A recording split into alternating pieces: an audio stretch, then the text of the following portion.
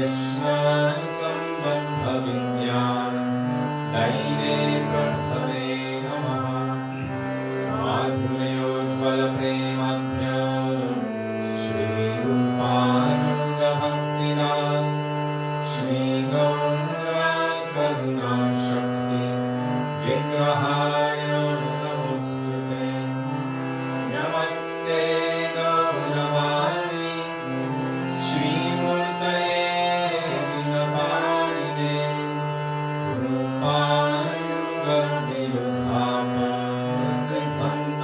रूपानुगविरुद्धापसिद्धन्तध्वन्तहारिणे नमो गौरकिशोराय साक्षाद्वैराग्यमूर्तये विप्रारम्भरसम्बोधे पदम्बुजायते नमः नमो भक्तिविनोदाय सच्चिदानन्दनामिने गौरशक्तिस्वरूपाय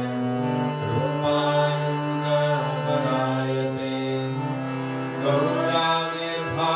गौराविर्भावभूमेस्त्वं निर्देष्टा सजनप्रिया वैष्णव सर्वभौमश्री जगन्नाथाय ते नमः वाञ्छाकल्पतरुभ्यश्च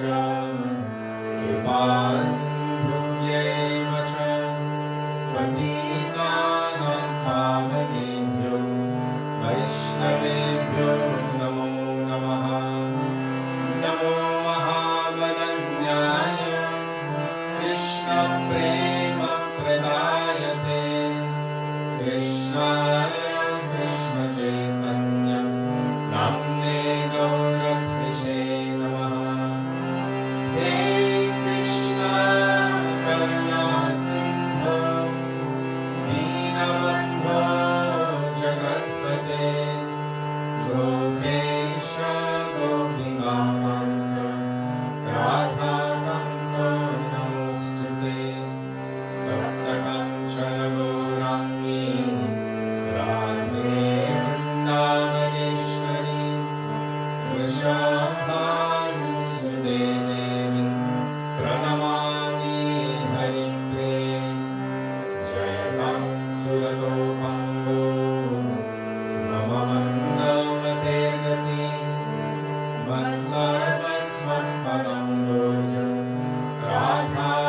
राधामदनमोहनो दिव्यबृन्दारण्यकल्पद्रुमः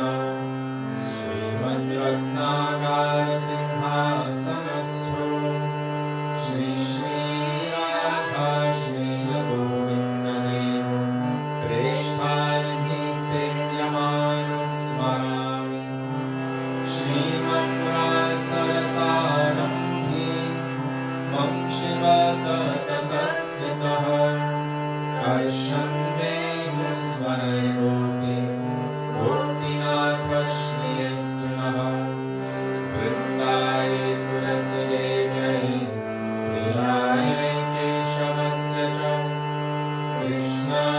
कृष्णभक्तिप्रदे देवी सत्यवत्यै नमो नमः पञ्चतत्त्वात्मकं कृष्णं भक्तरूपस्वरूपकं भक्तावतारं भक्ताख्यं नमामि भक्तशक्तिकं जय श्रीकृष्ण चैतन्य प्रभु Nityanand Shri Advaita Gadadhar श्रीवासदि गौरभक्तवृन्द चेतोदर्पणमार्जनं भवमहादाहन्तिनिर्वापनं श्रेयकैरवचन्द्रिकाविकरणं विद्यावधू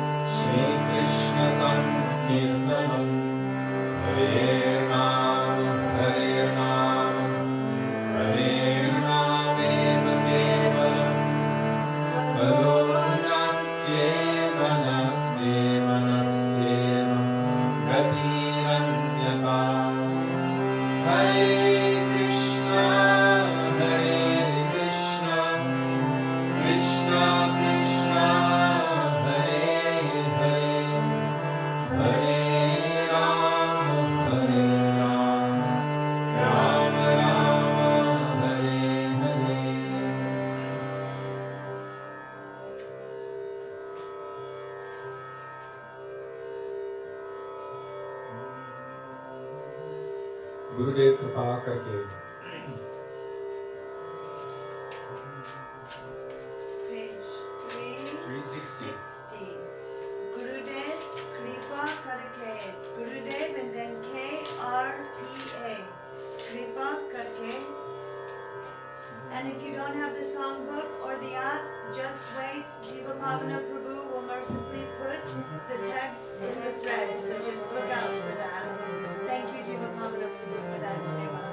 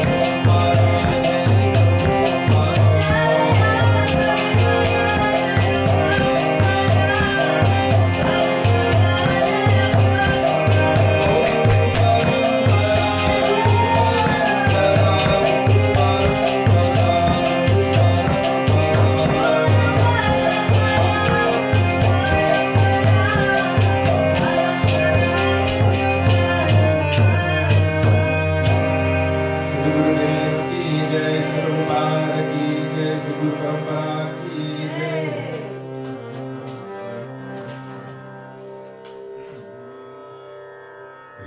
Hare. Kirupe Haribo Seva. Kirupe Haribo Seva. What page? Page 45. Page 45. 45 starts with K-I-R-U-P-E. Ki Rupe Haribo. 40.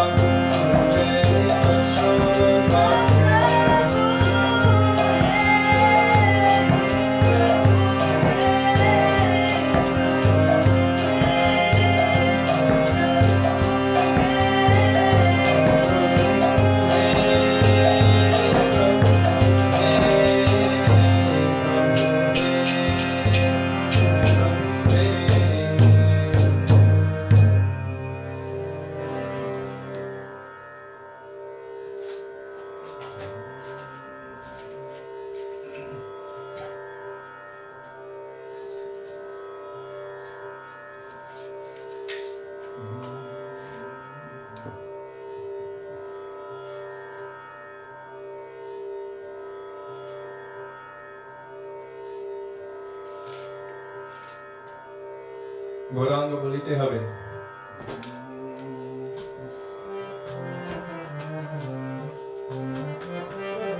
Starts with Gauranga, B-O-L-I-T-E.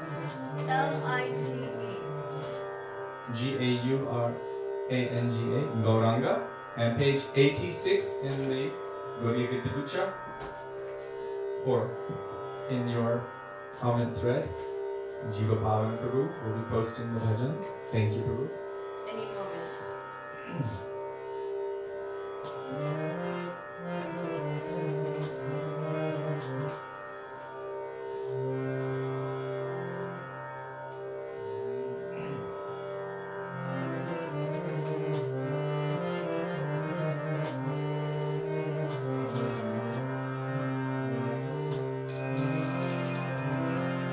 Shri Krishna Chaitanya Prabhu Nityananda Shri Krishna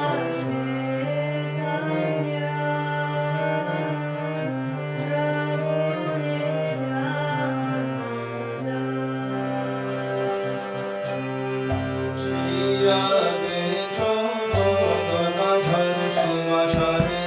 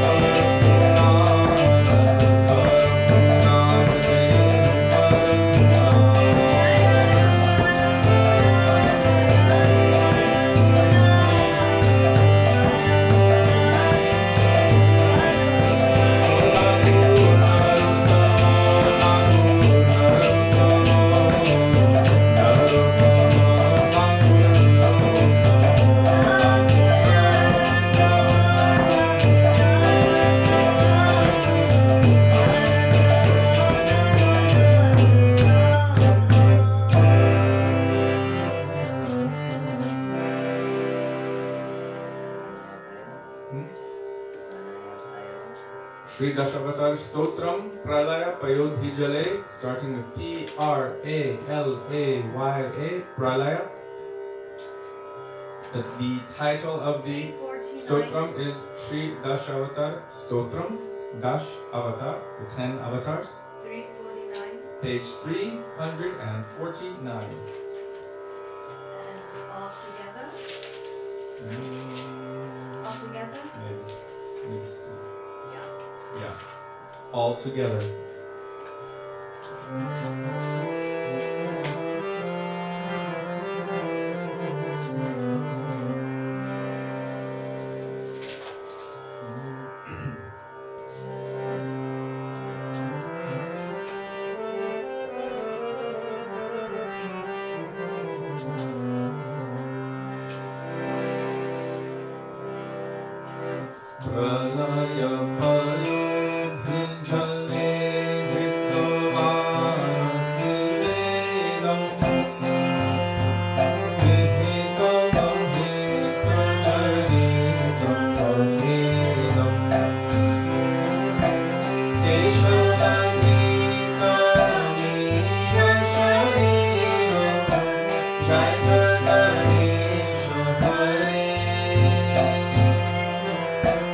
Jai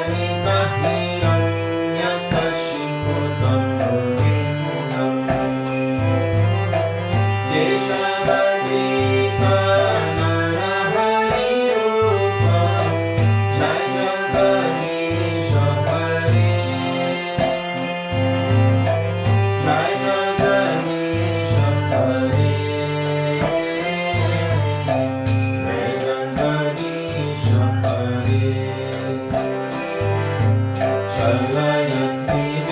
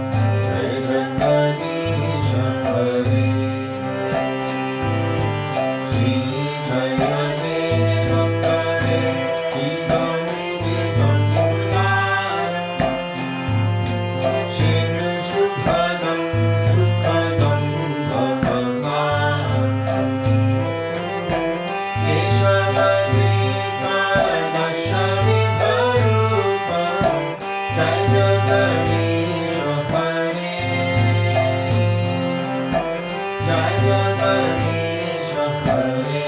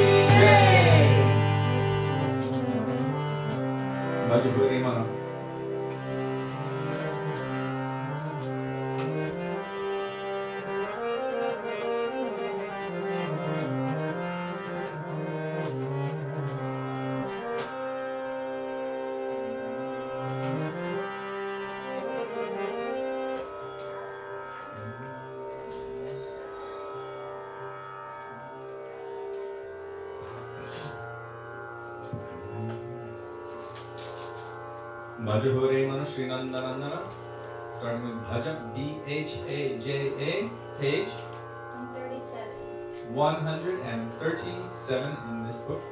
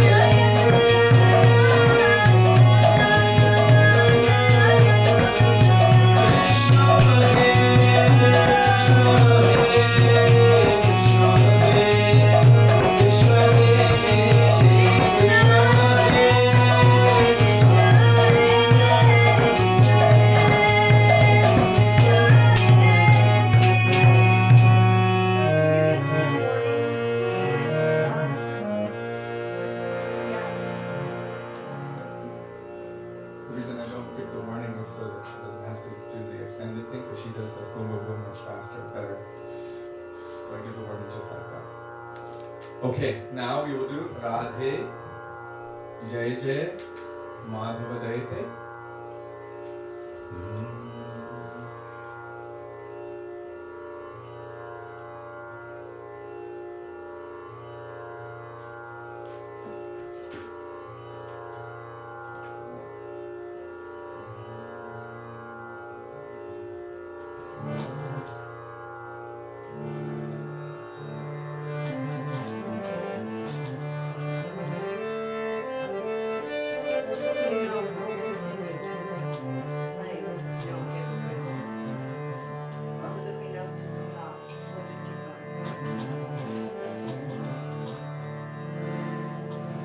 Radhe Jai Jai Madhava Daite. What page is it? 341. 341.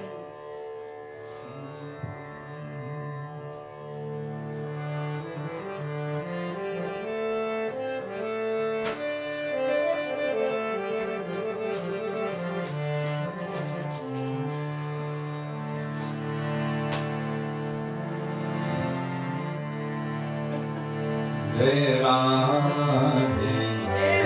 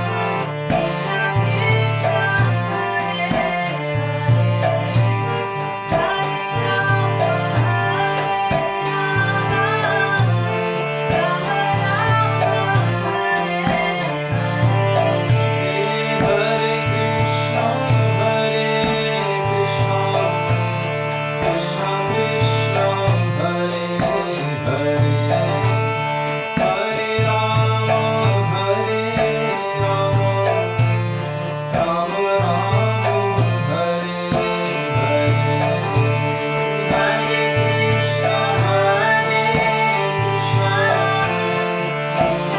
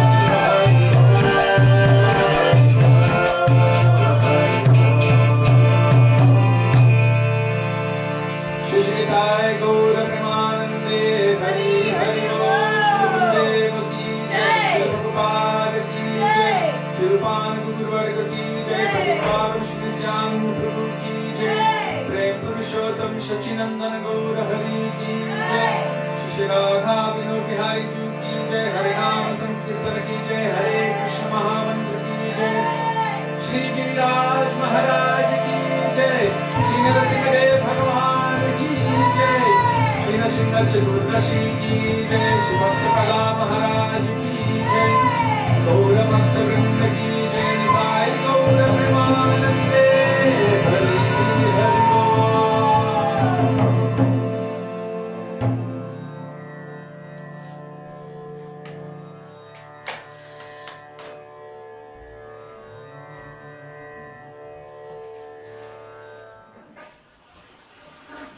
I almost break spontaneously into Govinda Damodara Madhaveti right after this kirtan time.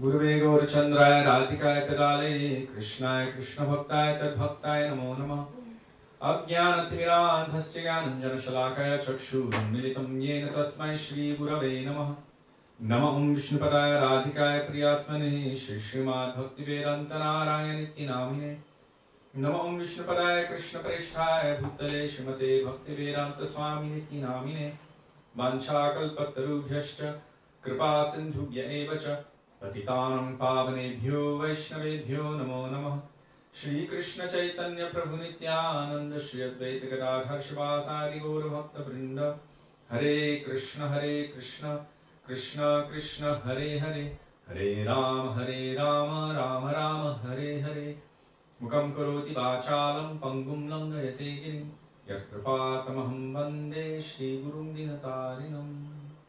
First of all, I offer my Dandavat Pranam thousands of times unto the dust of the lotus feet of our beloved Gurudev, Nitya Lila Pravishta Om Vishnupad, astottara Srimad, Srila Bhaktivedanta Narayan Goswami Maharaja.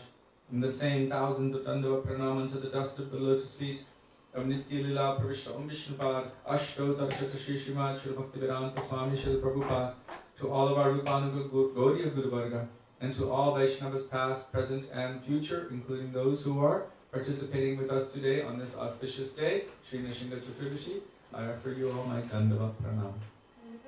Dandavat Pranam. So right now, in Vrindavan, the time is dusk. And dusk is the time when Shri Narasimhadev Bhagavan killed Hiranyakashipu. So, generally, like right now downstairs, they're doing an abhishek and a kirtan. And so, one thing I want to share is that actually after all of those pastimes took place, from that time on, glorification of the pastimes of Narasimhadev and Prahlad Maharaj were being spoken of for all time, after those pastimes manifested.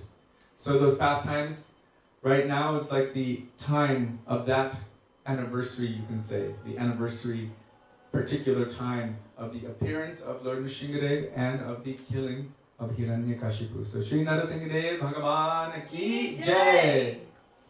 So one thing I want to remember with all of you is many years ago we were in New Braj, Badger, California, with our Srila Gurudev, Srila Bhaktivedanta, Narayan Goswami Maharaj. And the devotees there were leading Namaste Narasimhaya.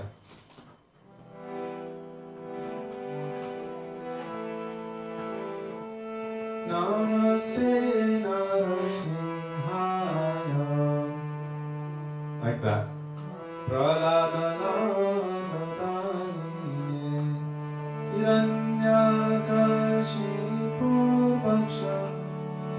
So they finished it, and Gurudev appreciated it. And then he told Krishnadas to stand up and do kirtan. So Krishnadas jumped up, put his hand in the air, one up, and started dancing. And then instead of the lullaby, you know the lullaby that we were just singing, Krishnadas started singing, Hito Narasingha Parato Narasingha, Hito Narasingha Parato Narasingha, Yato Yato Yami Tato Narasingha,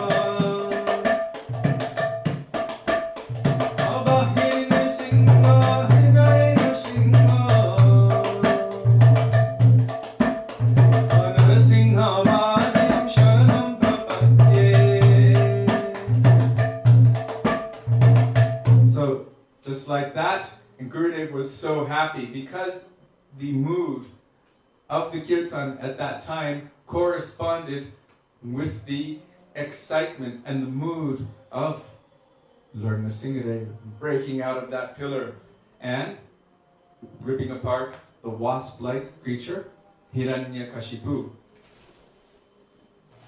So, we just sang, Tabakara Kamalavarena Kam Adbhuta Shingam, Dalita Hiranyakashipu Tanubringam, Keshavadritta, Narahari Rupa, Jai Jagadisha Hare. This is glorifying the form of the Lord, Sri Narasimhadev Bhagavan, who is Keshavadritta, manifested from Krishna himself. Ram Adi Murti Shukalan Yamena Tishthan, Nanamataram Bhuvaneshu Kintu, Krishna Swayam Samabhavat Paramapumanyo, Govindam Adi Purusham Tamaham Bhajami. Ram and all other avatars, all other forms of the Lord are manifesting from the original form, that is Krishna. Although there is essentially no difference between them, like one fire lighting another fire, lighting another fire, Krishna is compared to the full moon, Krishna Chandra. And all the other avatars are compared to Kala, or phases of the moon. Phases of the moon means, from our perspective, we can see that they're manifesting a particular bhav. In Krishna we find all bhavs.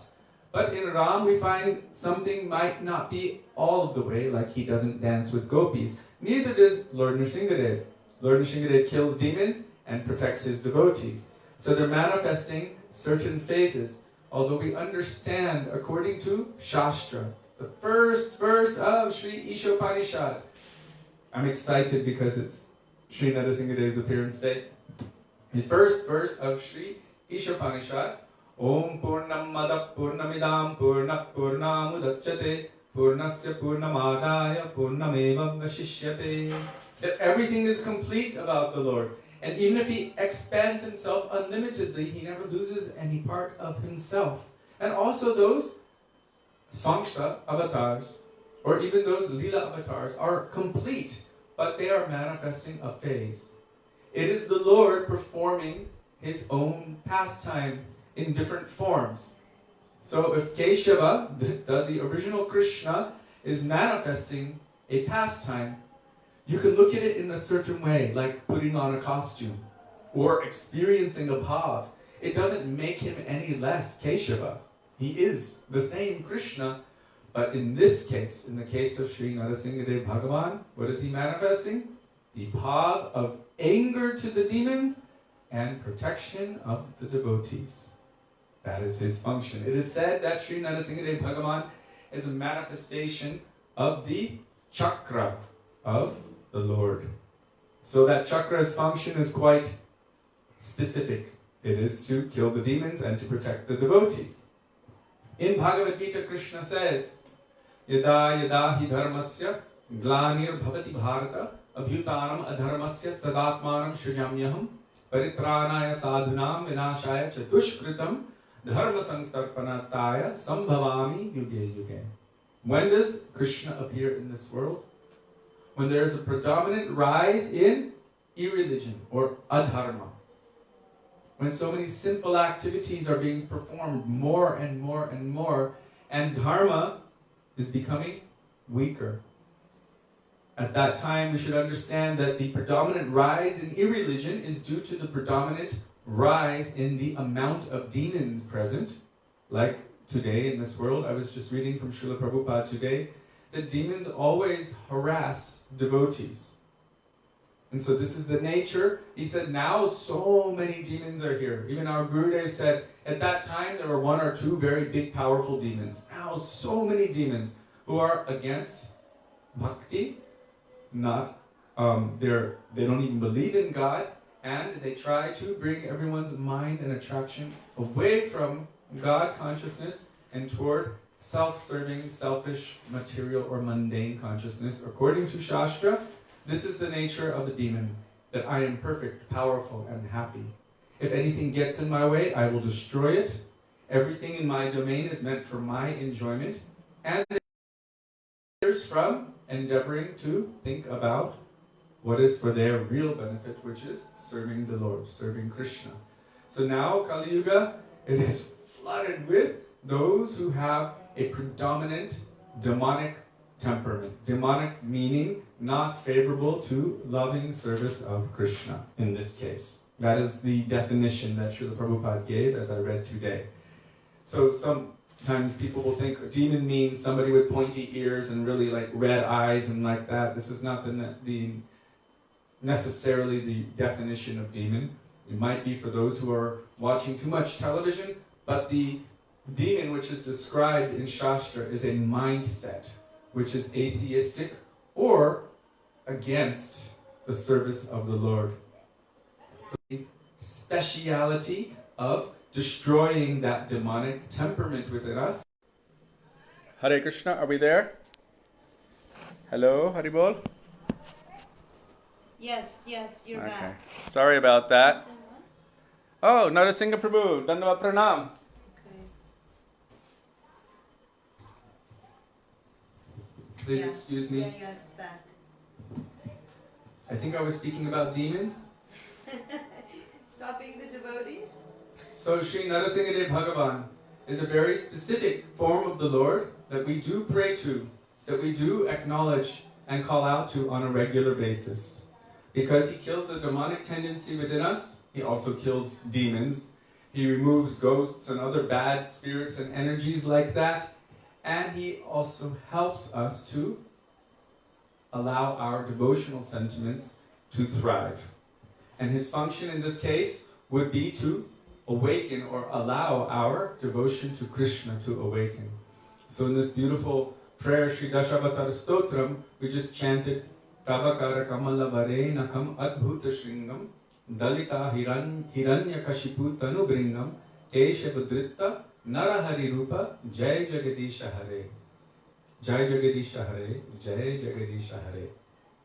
Glorifying this particular form of the Lord, the manifestation of Krishna, for the purpose of protecting the sweet, innocent devotees and annihilating the miscreants.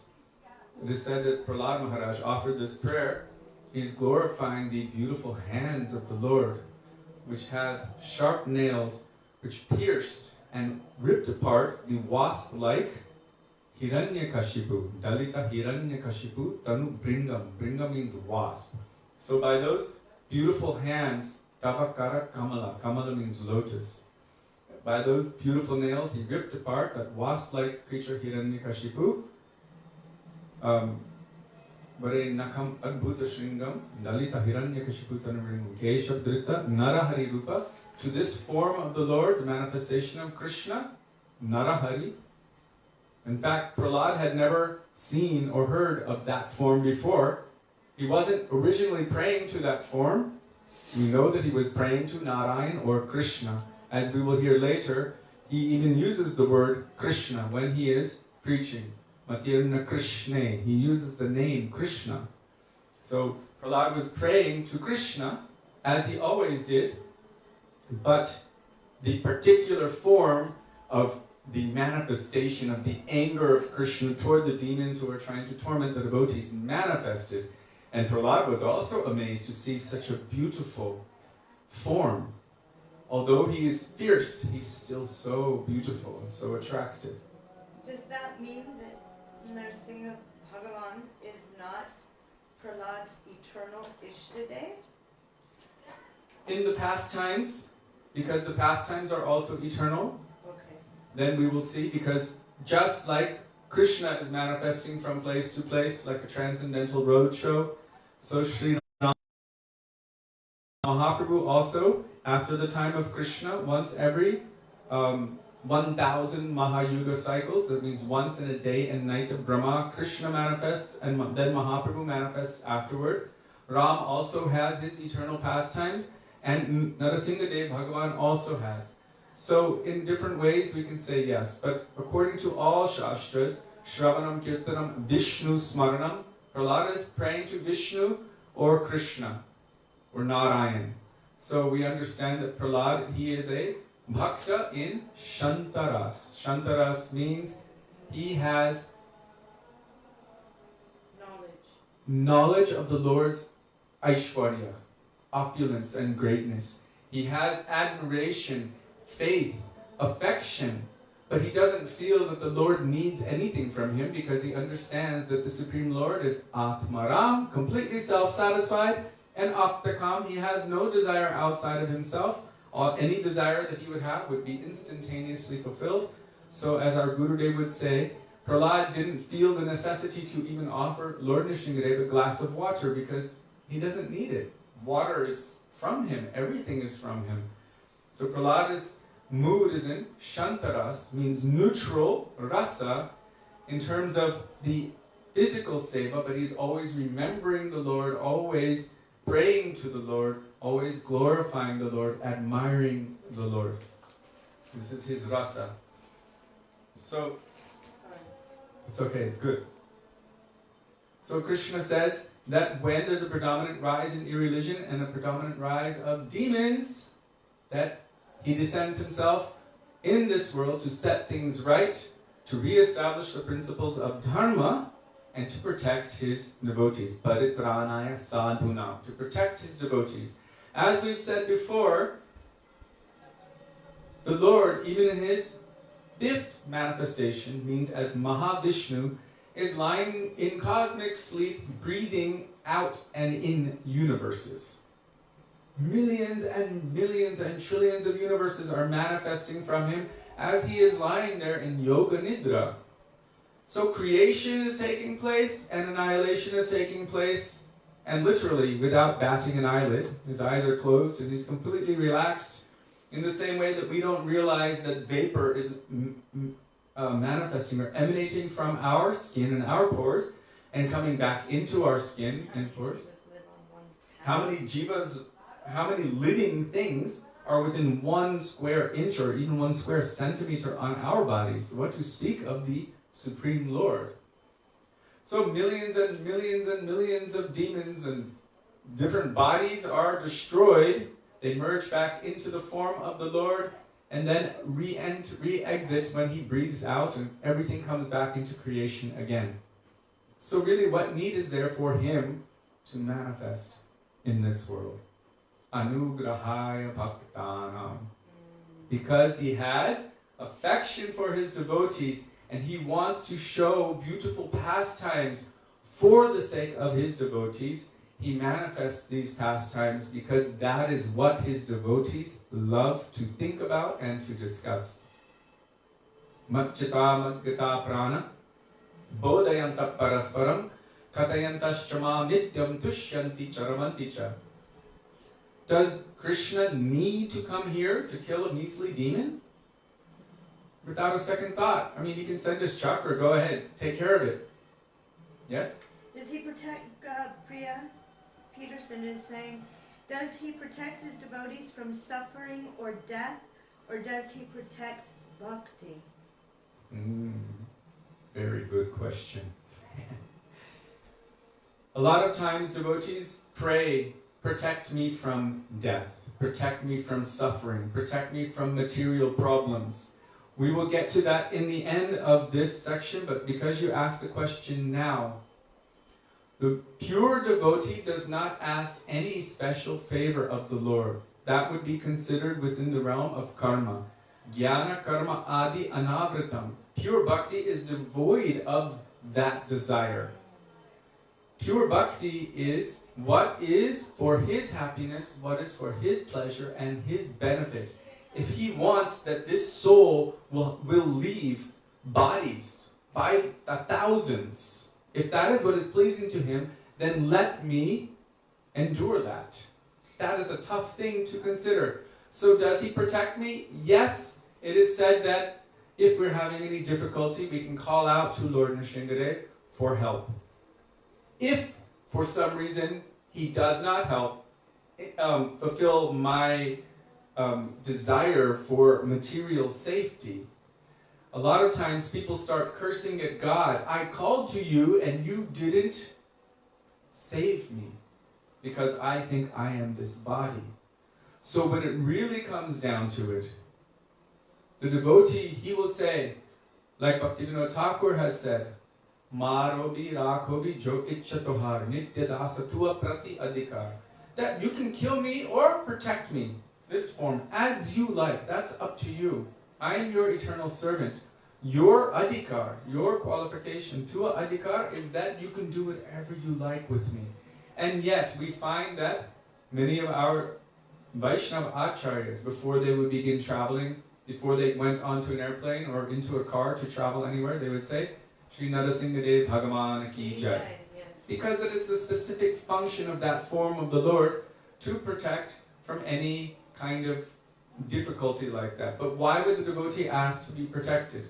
Only so that I can continue serving, right? When Daruka, for example, was fanning Krishna with his chamra and he fainted due to ecstasy, he began cursing the ecstasy because it stopped his seva.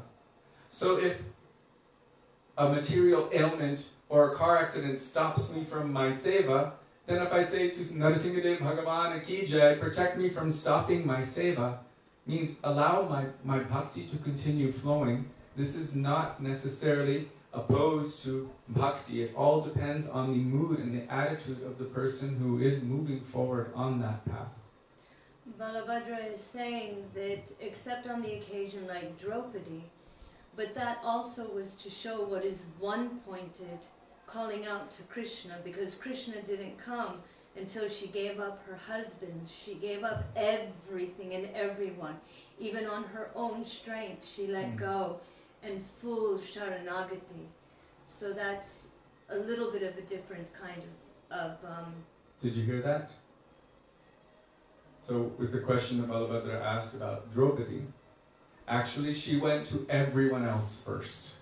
Everyone else. She was begging them, begging her own husbands who could not do anything because of being bound by that. No, they were bound by Yudhishthir's vow. So even though Bhima wanted to fight, he couldn't do anything because Yudhishthir made a vow. At the time of gambling, he gave up all of their power, including anything which belonged to them. Then it was assumed, well, Draupadi belongs to them, so you gave up, you lost everything, she's now our property. And that's why Duryodhana was slapping his thighs, told Dushashan to disrobe her, etc. First she went to every single person, and finally, at the very end, she threw her arms in the air. Hey Govinda, Rakho Sharana Apto Jivanahari. Hey Govinda, I am surrendering unto you. Completely. She gave up, she was even holding it with her teeth, but at a certain point she just let go, let Krishna, whatever he would do. And he, Harish Bhakti Kamal Govinda Maharaja, he would always say, he became Sari Avatar.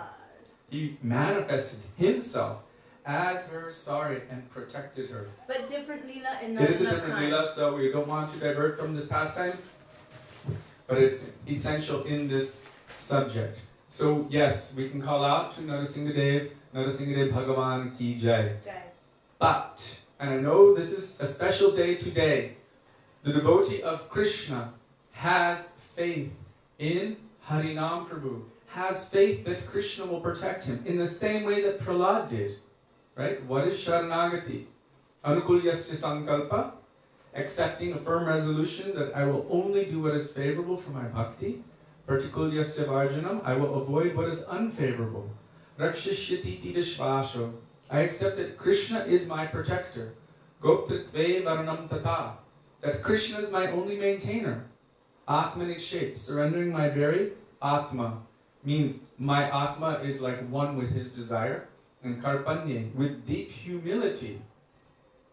These are the 6 symptoms of surrender, and they are the intrinsic symptoms of Shraddha or faith. Shraddha Shabde Vishwash Kohe, Sudrida Nishchoy, Krishna Bhakti Koile Sarvakarma Kritahoy. Just by engaging in the process of bhakti means to love and serve Krishna. Automatically, all other obligations, all other necessities are taken care of. There's nothing to worry about. So you will see in the history of Prahlad Maharaj how his nature was. It is even said he was like dull to the material world because he was so absorbed in Krishna. He had no worry for anything. Completely absorbed, sometimes laughing, sometimes crying, sometimes dancing, sometimes rolling on the ground. completely oblivious to what anyone else would think about him. Evam vratasva priyanama kitya jatanurago dhrichachitta kuchai asatyito rotirotigaya yunmadava nittati lokabahya. Lokabahya means the opinion of worldly persons. For us, it might be if we walk outside and someone looks at us, you know, I've seen it like when Sudevi had her kumkum and some little kid would go, blood, blood, you know, and then you start getting, and devotees also do that with tilak. People are like, bird stool, and you start wiping it. You don't want people to, you got paint on your head. We are not indifferent to the opinion of worldly persons. But Prahlad was indifferent to the opinions of those around him. He was completely absorbed in remembering what he had learned from his Gurudev. So, I've already been speaking for a while, so I want to come to the pastime. So once upon a time, quite a long, long time ago, eternally, it just happened. It happened today. It happens every single day. Srila Prabhupada explains that when Krishna appears in this world, in 1 second, in the next universe on any earthly planet, in the next second, he will appear and start performing his pastimes. In the next second, in the next universe, and the next. And he said, so this is also Nitya Lila. We understand that in Aprakat, Vaikuntha, Aprakat, Dwarka, Ayodhya, Vrindavan, there the eternal pastimes are going on. But also, even within the material worlds, the Lord is manifesting like a transcendental roadshow. But as he starts performing his pastimes here, in the next moment he starts performing his pastimes there. So Srila Bhaktivedanta Maharaja explained that sometimes there is some slight variation, which we know as kalpabhed, in the vision of the acharyas when they are witnessing any lila. The lila has a basic foundational structure, but in each universe it's not the same exact thing. Just like any kirtan, even if you try to do it exactly the same way, it's not exactly the same every time. It always has different variations and different movements, although you're still playing the same harmonium, mridanga, all the same things are there, but still there's some variation within it. So Srila Bhaktivedanta Maharaj explained that as any pure Vaishnava is witnessing the pastimes of Krishna and revealing them, this is Shabda Brahma, divine sound vibration, he's accessing the pastime, the lila, in any universe where it is going on. And so we might sometimes see some slight variation in how it is told. Sometimes Srimati Radhika appears in Raval, sometimes she appears on a lotus flower in Rishabhanukund. Example like that. So there's some variation, but still it's happening within Vrindavan, and the pastimes of Krishna are eternal.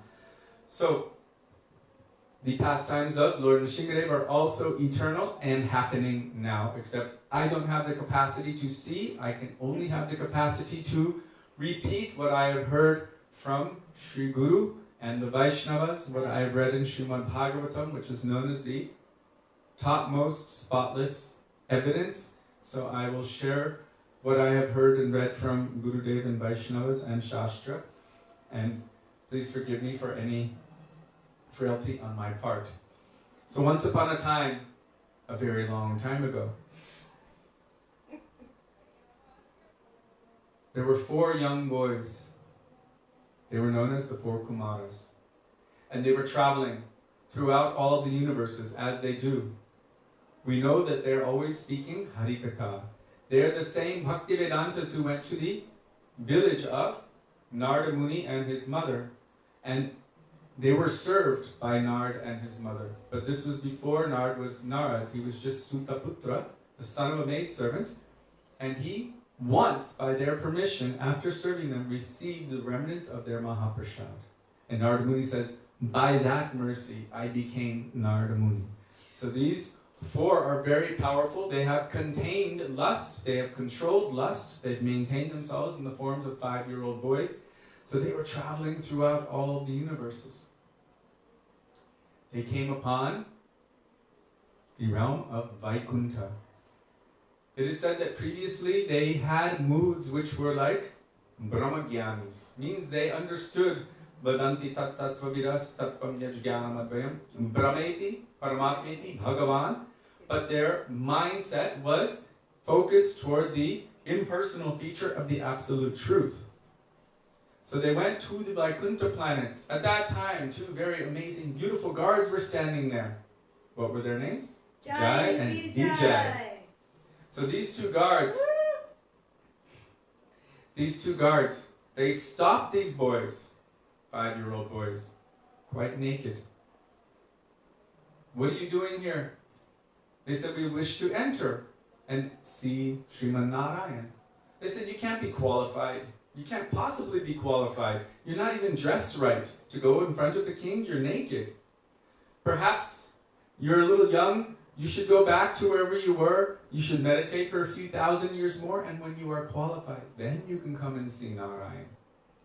These boys were completely shocked. How is it possible that such a demonic, judgmental sentiment has come into these gate guards of Narayan and Vaikuntha? Perhaps they are imposters. They're not qualified to be in this position. They are manifesting the mindset of demons. So immediately, these 4 Kumaras, thinking, what's wrong with them? They don't belong here, they're imposters. They curse them that you should take birth in the material world as demons. At that time, there was great confusion at the gates of Vaikuntha. Vaikuntha is the land without fear. It is the land where, Where you can't fall.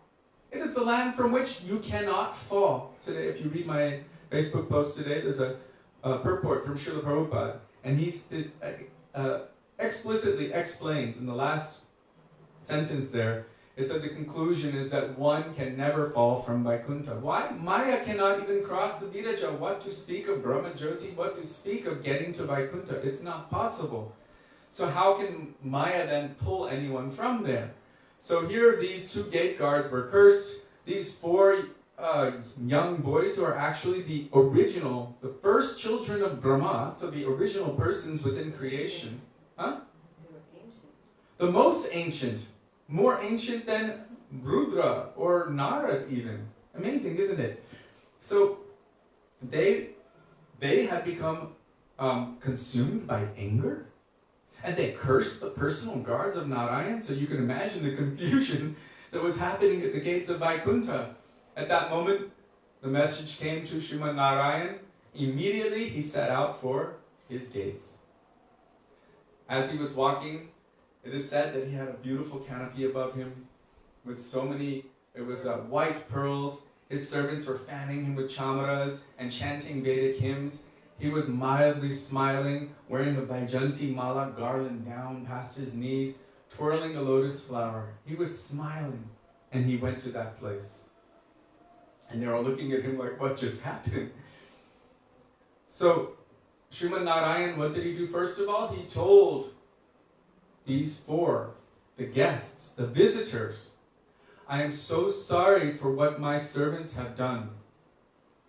I personally take responsibility because whatever the servant does is reflected upon the master.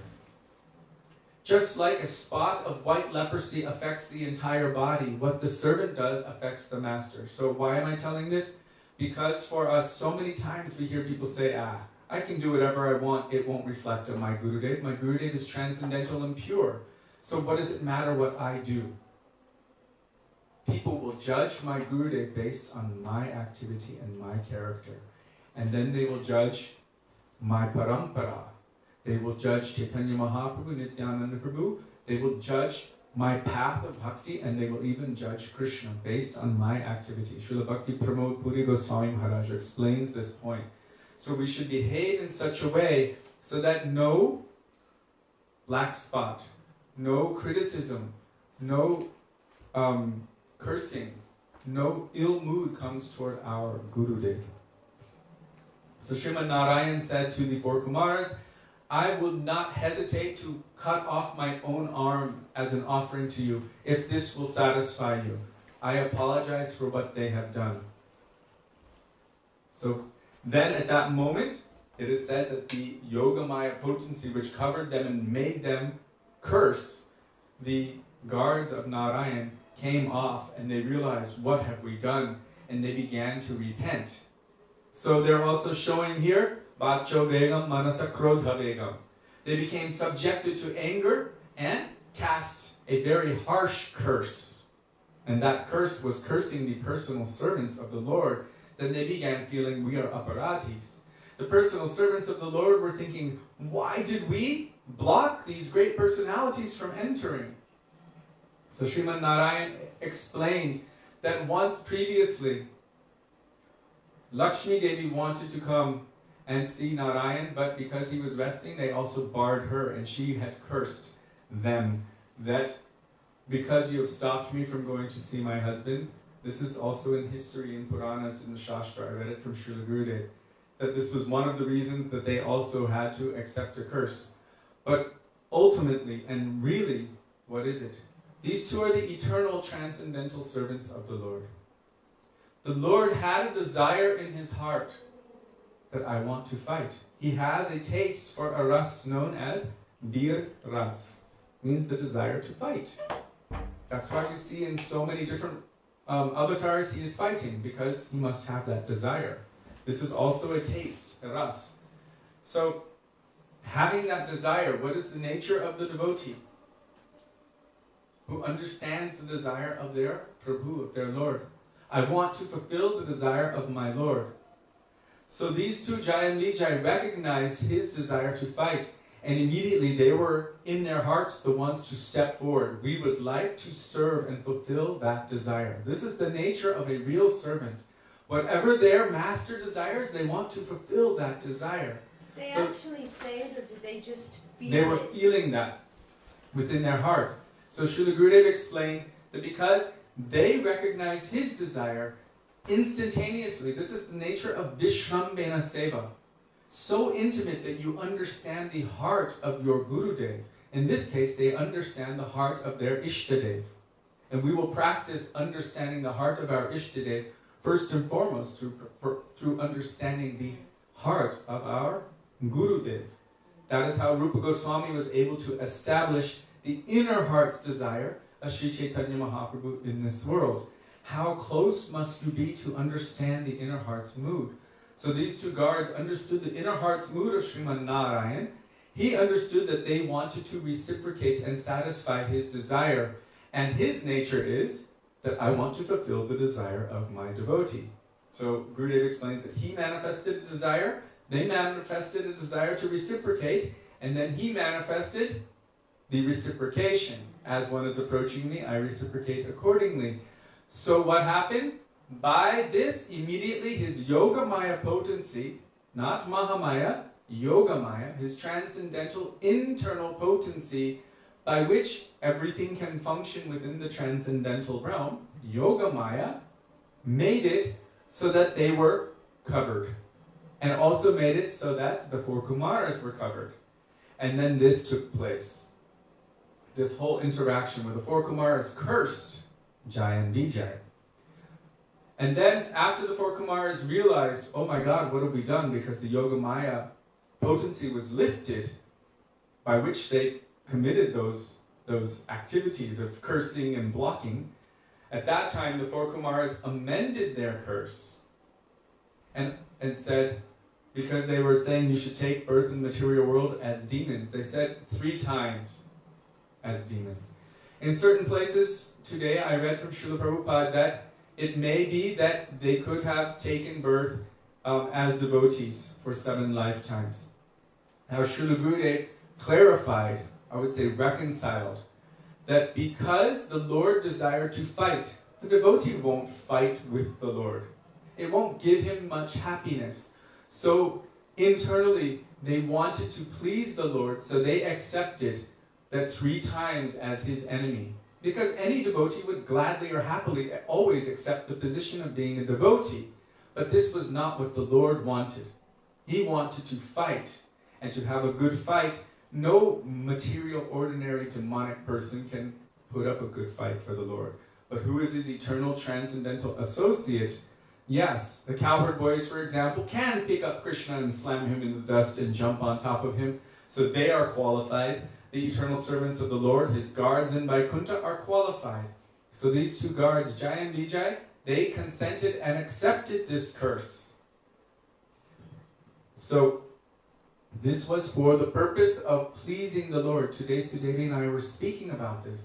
Actually, how beautiful is that really?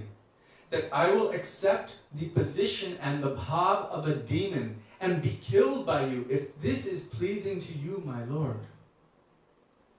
This takes some surrender. But if we understand that everything in creation is of the Lord and it is exclusively for Him, then one day we will have to accept that mindset as well. And that will be our perfection. When we accept the idea that actually He is the Creator, He is the Vishai, and my existence is exclusively for His enjoyment. This is what Mahaprabhu says in the last verse of Sri Shikshashtakam. Ashlishyava pararatam pinashtamam adarshanan marmahatam karotva yatatata vidhatulam pato mat prananatastu sa eva naparaha. You can do whatever you like with me. If you want, you can reject me forever. You can kick me away, or you can embrace me, or you can embrace another in front of me. You are completely free to do anything and everything that you like, because you are completely independent, but I am always yours, and you are always my pranana, my worshipful Lord. There is no condition for this whatsoever. This is the nature of praying. So Chaitanya Mahaprabhu is showing this, the nature of the devotee. For what? So that we can understand what that mood is. Complete surrender. Atma Nivedan means I'm mixing all my desires with your desire. I'm not doing anything for myself. Everything is for your happiness and your pleasure. So we were discussing how beautiful it is that just even in the beginning of this pastime, these two guards had such a mood of complete surrender and dedication that they would take, willingly accept the mindset of demons and fight with the Lord and be killed by Him for His pleasure. It's like Kaikeyi. Yes. Like Kaikeyi did for Sri Ram, or Mahadev, Lord Shiva did in the form of Shankaracharya for Vishnu. It's not like Kaikeyi wanted to banish Ram to the forest, but Ram said, you will have to do this because you love me the most. Vishnu told this to Lord Shiva, you have to take the position of Shankar and preach against Shastra in the form of Mayavad. He's like, how can I do such a thing? Vishnu's like, you're the only one who can do it. You're the only one I know of who will follow my instruction like this. You have to do it. So he did this seva, maybe unwillingly, but still he did it. So these personalities are showing actually the mood of pure bhakti. What is for the pleasure of my beloved Lord? So it so happened that Kardama, Kashyapa, and Didi.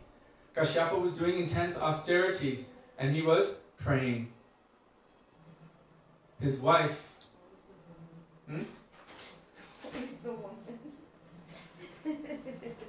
she was becoming a little bit needy for attention. Prabhu, you're always chanting, you're always doing so many spiritual things. What about me? She was serving so much and assisting, but she also had so many desires. And he said, after I finish my sadhan bhajan, today I will fulfill your desires, just be patient. She was like, all the other ladies, they have children, this and that, what about me? So he was a little bit like, just give it some time. What happened? She kept pressuring him, taking him away from his sadhan bhajan.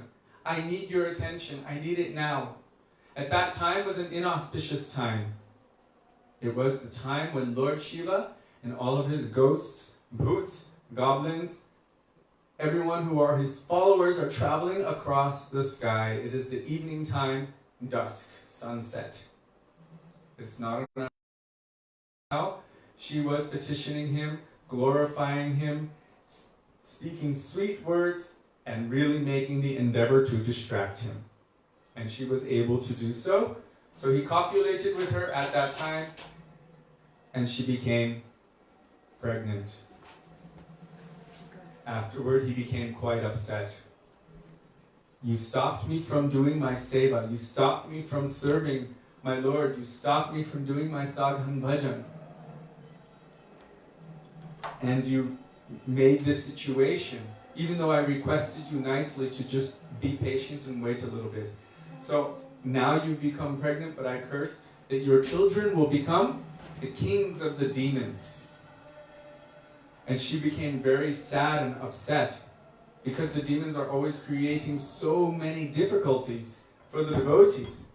And he gave the blessing, but they will be killed by Vishnu himself, because she began crying and repenting. I'm so sorry for what I've done. I'm so sorry, please forgive me. And so he explained that they would be killed by Vishnu himself. So this is also a lesson for us, that we should try to control our senses at least a little bit.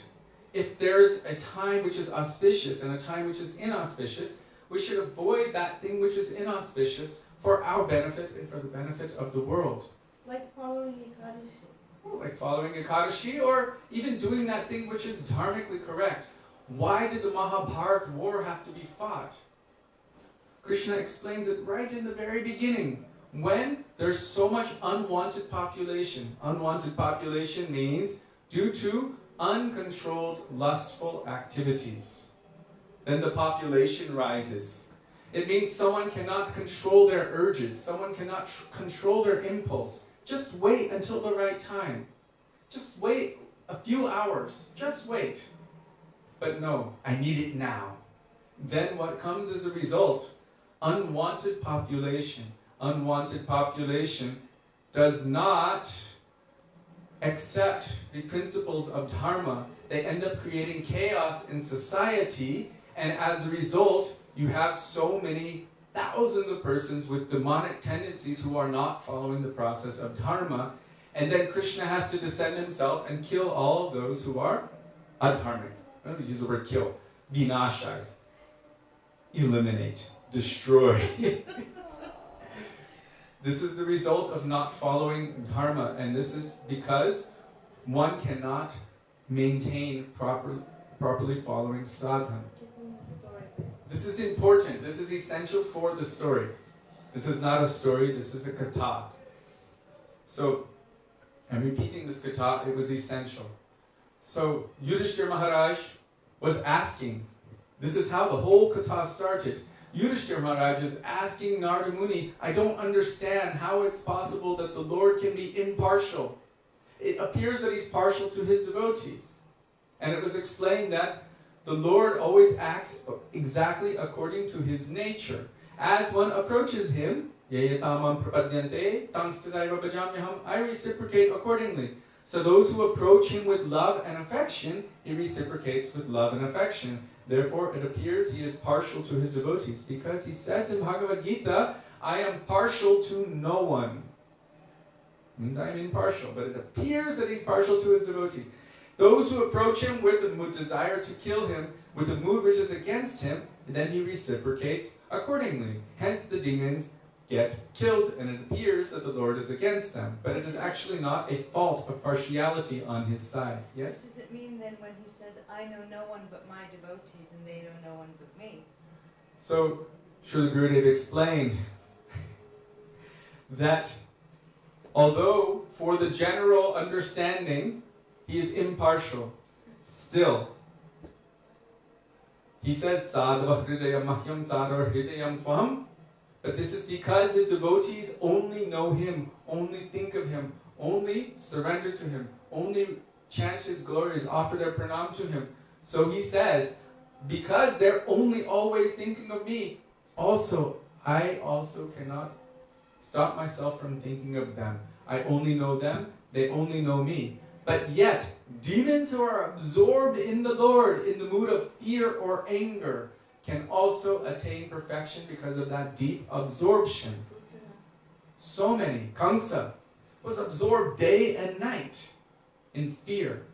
And even through that, he attained perfection of liberation from the Lord. So many demons also. There is no negative consequence when it comes to any relation to the Lord. Whether you think of him in lust, whether you think of him in love, whether you think of him even in hate. Hate is a really powerful word, but to hate someone, and most of you may have had this feeling at one time in your life when you're really feeling upset, it really takes over. So absorption in Krishna can be had through that also. Generally not envy, but we hear everything else. Through fear, through hate, through so many anger, through frustration. So one can attain perfection that way also.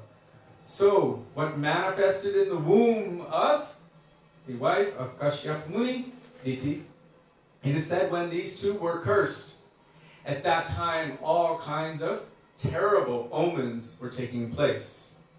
And Srimad Bhagavatam graphically describes them as earthquakes, Torrents of floods, blood and pus were falling. torrents of blood and pus. The whole earth was The shaking. whole earth was shaking and the ground was cracking open. Elephants were screaming in fear. Cows were passing blood. like from their udders. Blood was pouring. The deities, murtis in the temple, blood was coming from their eyes. So many, there was pestilence, disease, droughts, volcanoes, tsunamis, or, I think there's something like that happening in the world right now also.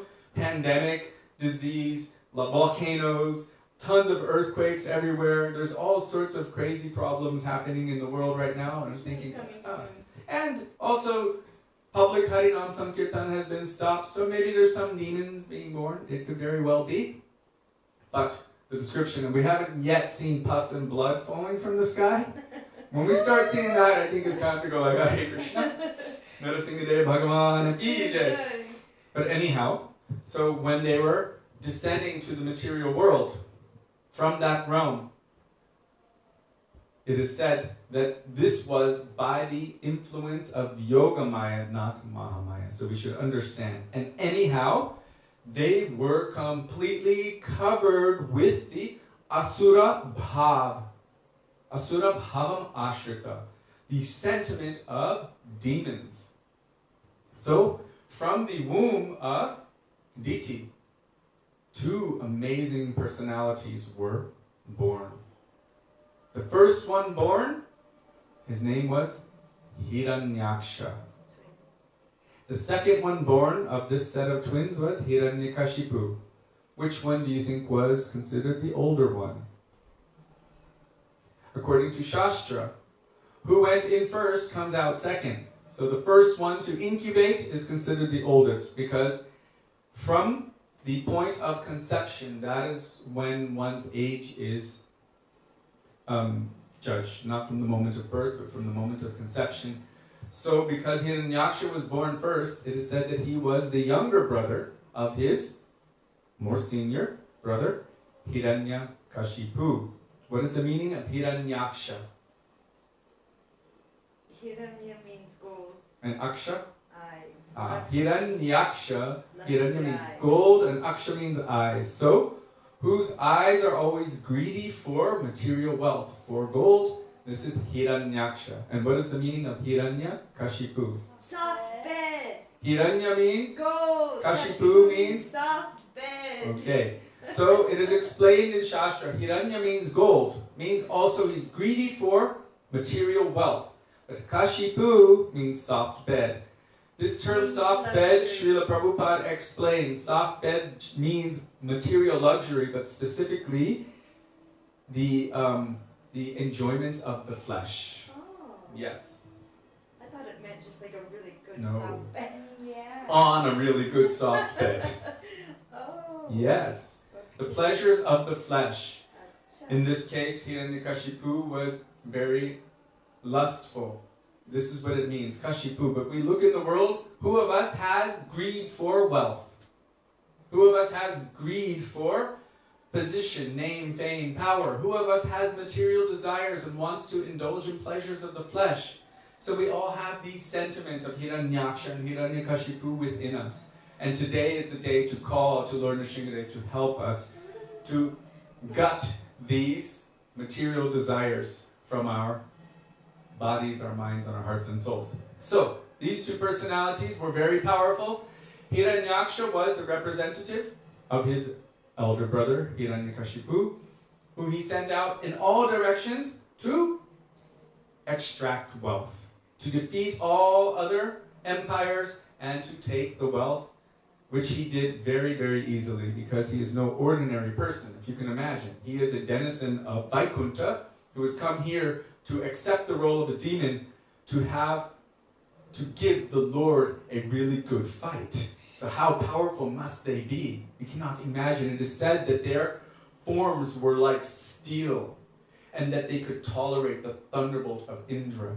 They were so handsome, so strong, so attractive, so powerful.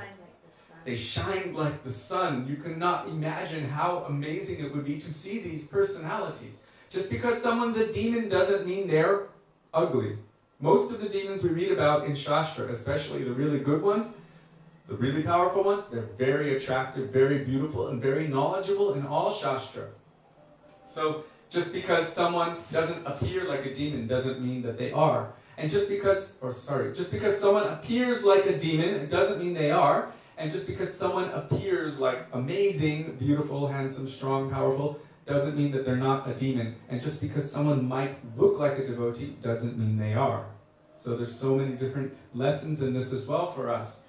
So, these personalities, this Hiranyaksha went everywhere, creating so much havoc and so many problems that eventually the Supreme Lord himself descended in the form of Sri Varahadev and killed Hiranyaksha.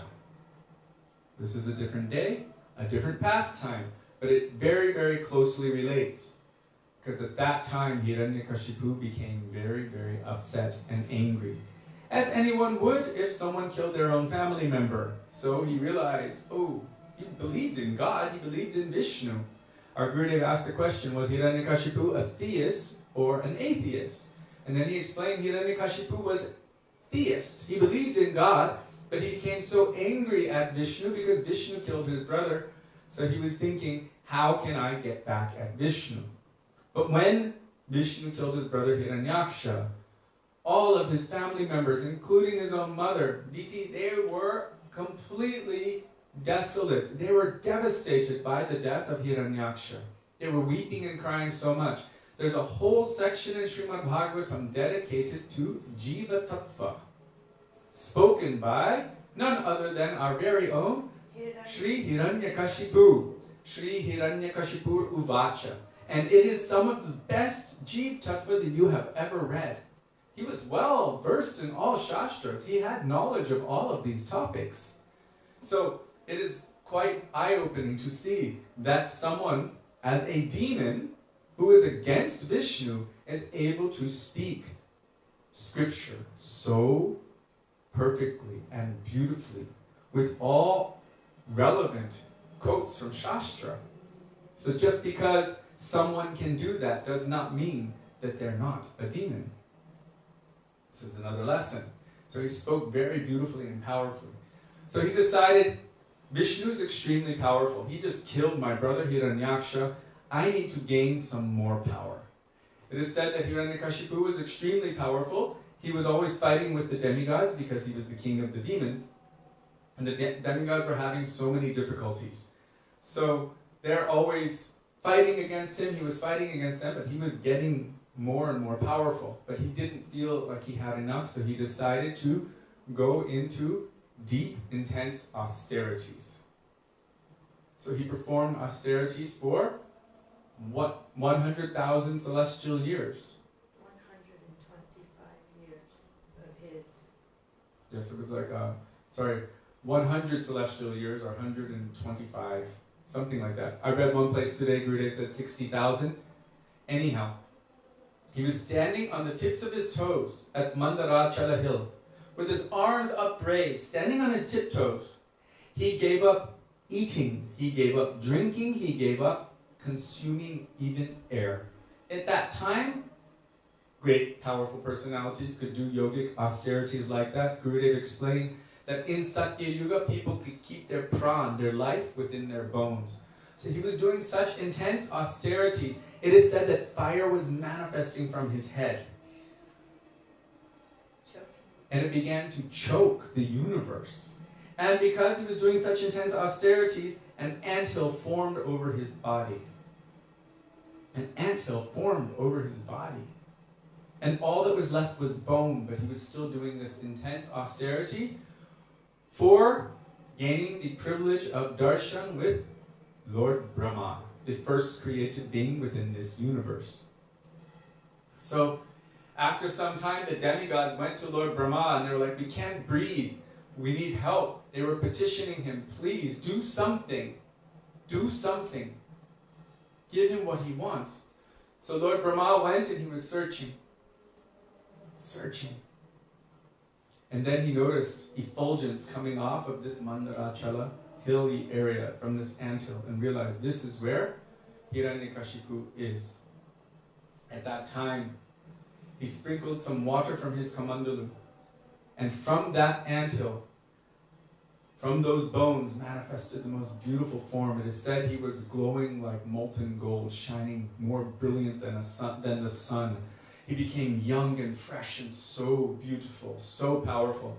And he began offering prayers to Lord Brahma. It is said he did full Dandavat Pranam, placing his head on the ground in front of Lord Brahma and offering so many beautiful prayers.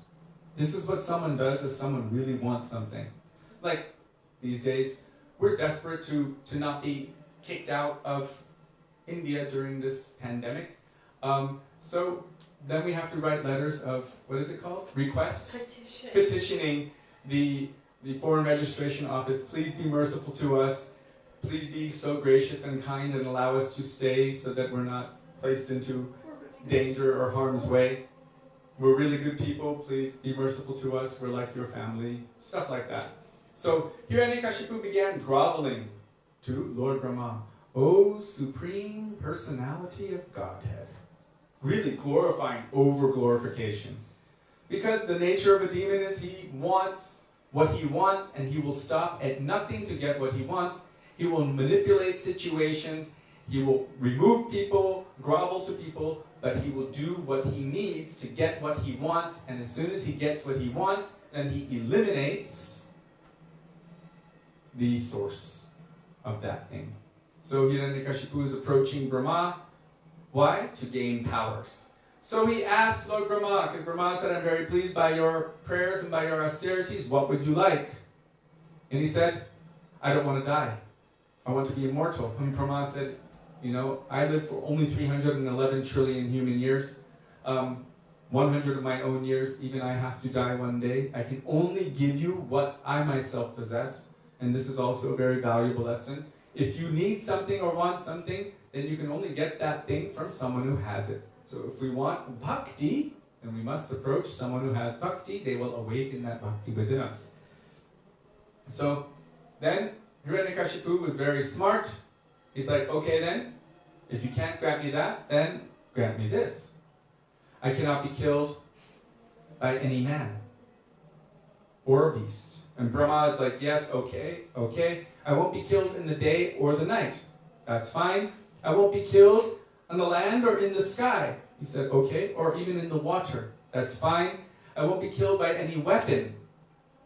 Okay? I won't be killed by any creation of yours.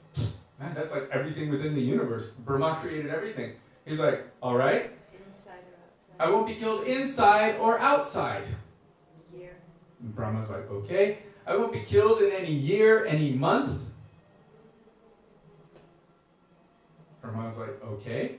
So he had all of these. Did I miss anything? Probably, but we Weapon. can.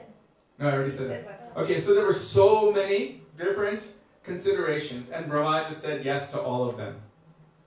And he said, okay, that's it. I've run out of ability to give you anything more than you've already asked for.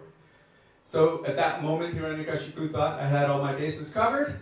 So now I am immortal. Nothing can stand in my way. He had no fear of anything.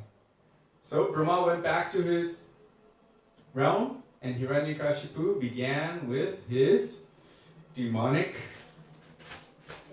activities, the demonic takeover. So he himself and all of his thousands and millions of minions, they created holy hell of terror in the entire universe. It is said that he was like a fever of meningitis on the head of the universe, if you can imagine how terrible that would be.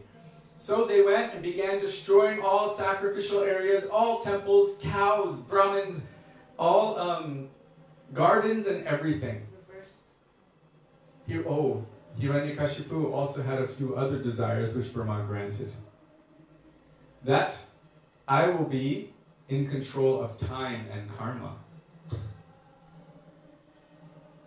This is a powerful demon. So he was in control of time and karma. He reversed the effects of karma. It is said that if you did good activities, you got bad results, and if you did bad activities, you got good results.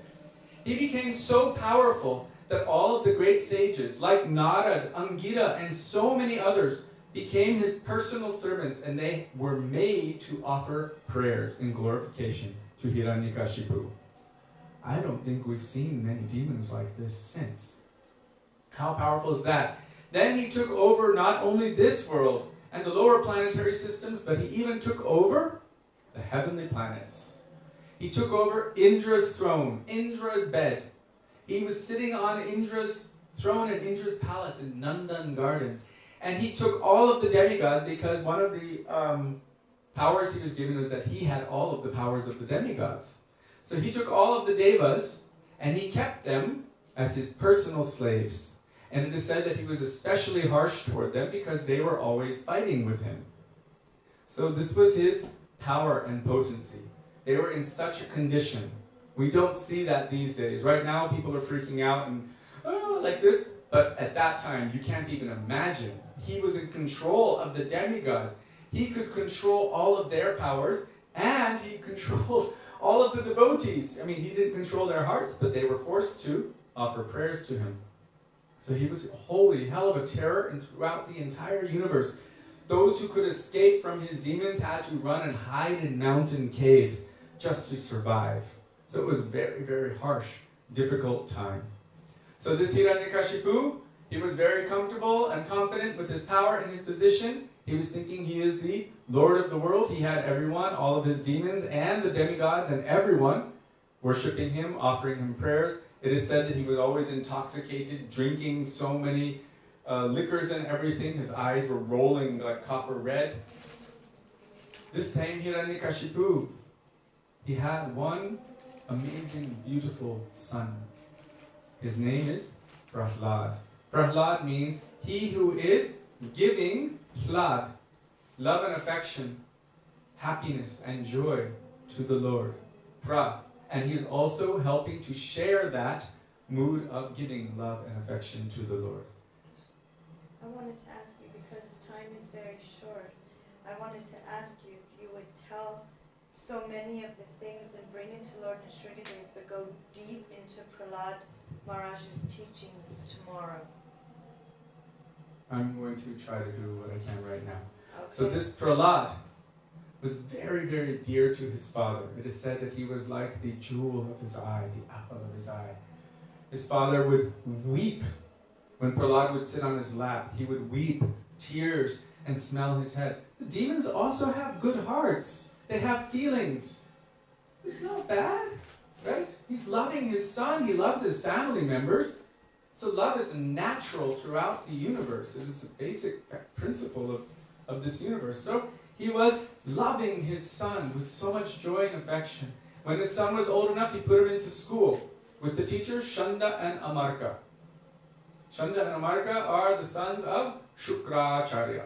Shukracharya later on became blind in one eye. And Shanda and Amarka, I think it means, or can you write, what does Shanda and Amarka mean? Anyway, they're blind, although they're born in families of Brahmins, because they are not helping to bring people to consciousness of God or Krishna, then they're considered blind or in darkness. So this was their nature. So Prahlad went to their school.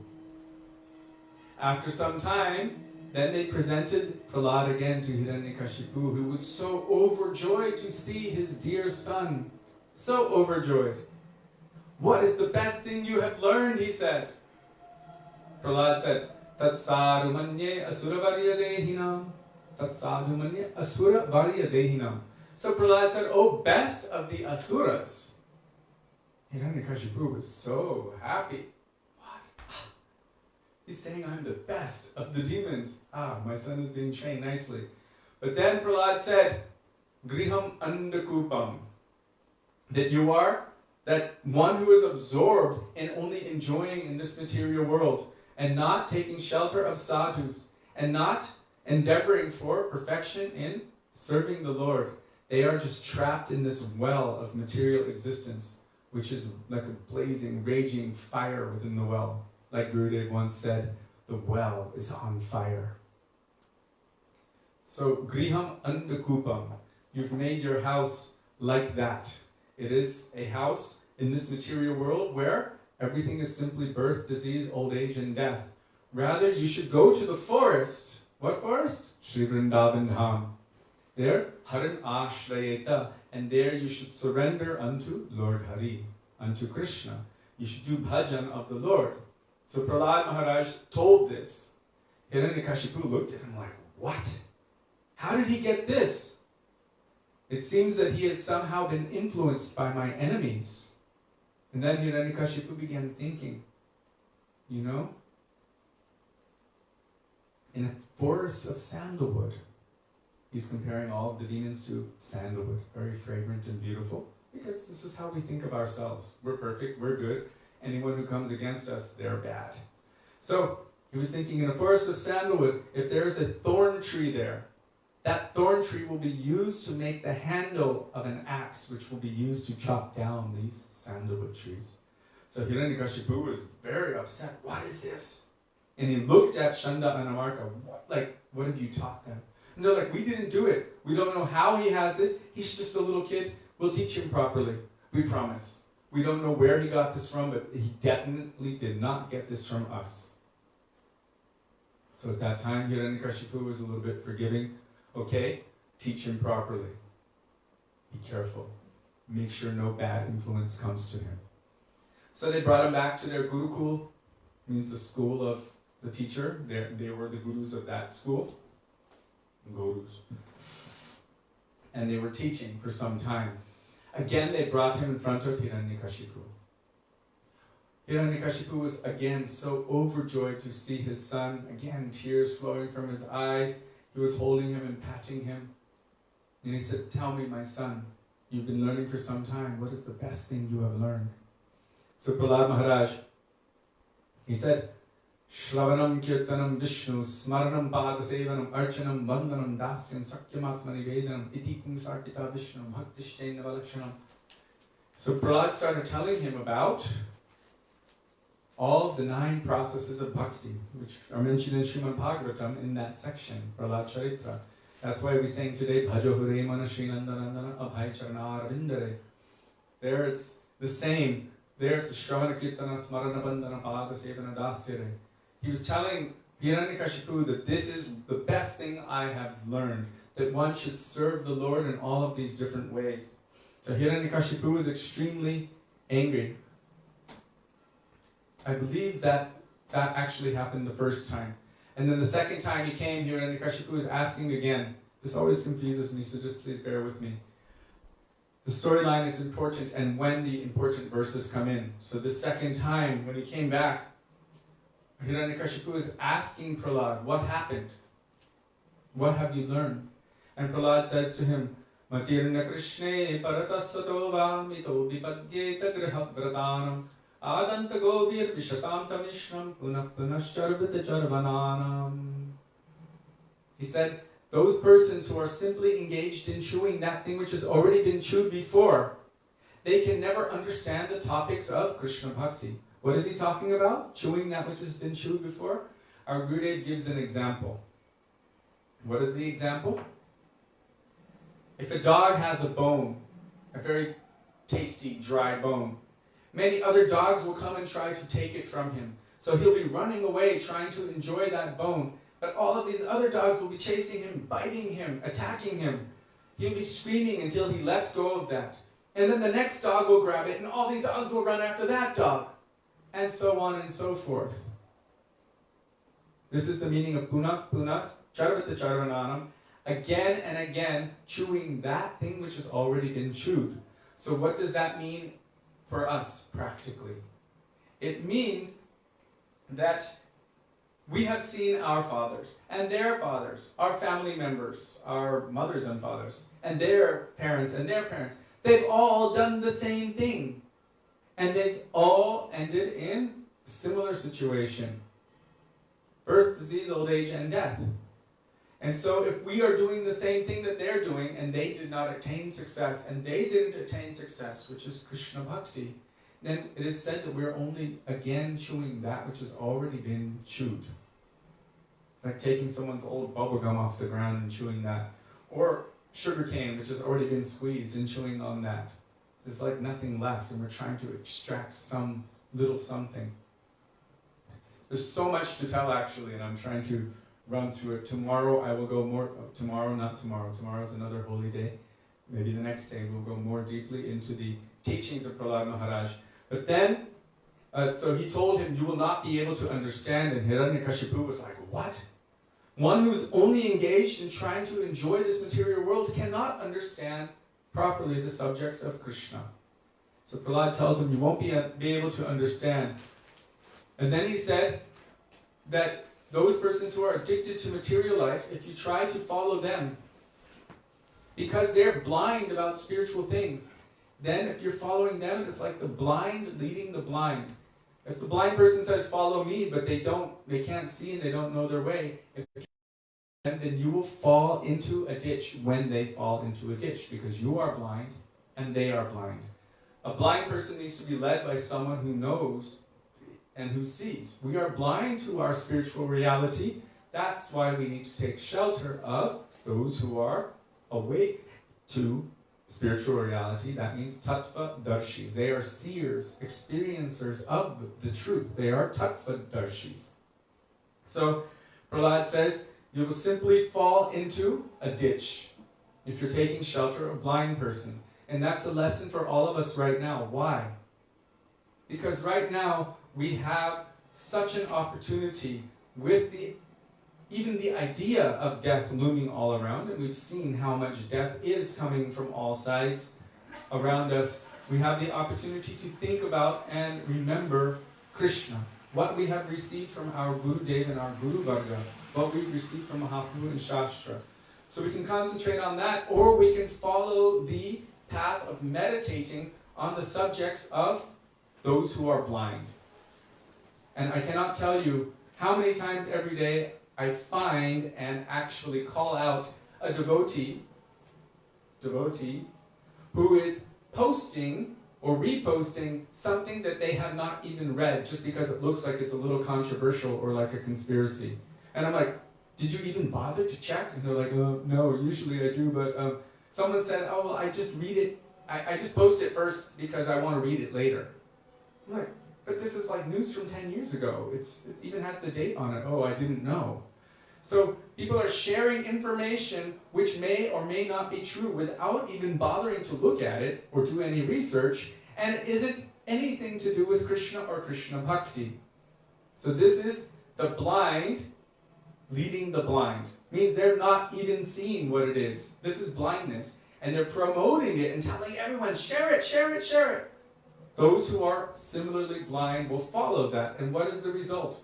Now I'm not thinking of Krishna. Now I'm not chanting Harinam. I'm not following the orders of my Gurudev. I'm not doing sadhan. I'm only meditating on nonsense. This is the blind leading the blind. We should follow those who have darshan, tattvadarshi of the Lord, and this will bring us to the light, which is Krishna. Then Prahlad Maharaj tells Hiranyakashipu, unless one smears themselves, rolls in the dust of the feet of the pure devotees, they will never be able to understand subjects of devotion to Krishna. This is very important for us. Many of you may have noticed that today Sudevi posted something interesting about tilak. That's why we wear tilak every day, because it is the foot dust of the greatest devotees of Krishna. Who is that? The gopis. Unless one smears themselves, Bina Mahatpada Rajobhishekam, without giving yourself abhishek in the dust of the feet of the pure devotees, that also means their instructions, their teachings, their harikatha, but it also literally means their foot dust, also associating with their devotees, then we won't be able to understand subjects of Krishna Bhakti. So this is a very prominent verse that all of our Guru Varga quote very often. There's another one like this in Srimad Bhagavatam from Maharaja Rahugana Tapasa Najati, which is saying the same thing, that unless one smears himself in the dust of pure devotees, they cannot understand spiritual subject matters. So Prahlad was preaching this to his father, Hiranyakashipu, who did not want to hear it, Hiranyakashipu became so angry, and that time accused again Chanda and Amarka. What have you done? And they said, don't blame us. It's not right to curse or threaten a Brahmin like this. It won't be good for you. So they were a little bit scared, and they stood up for themselves, and they said, it is not us.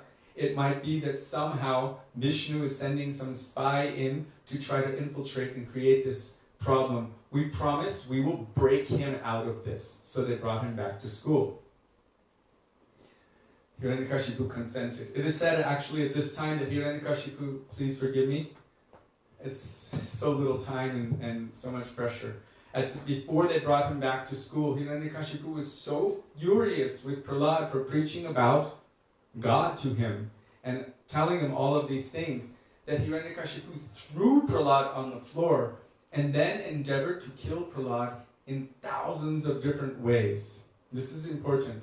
This is the nature of a demon, that if anyone stands in their way or if they feel threatened in any way, they will get rid of them.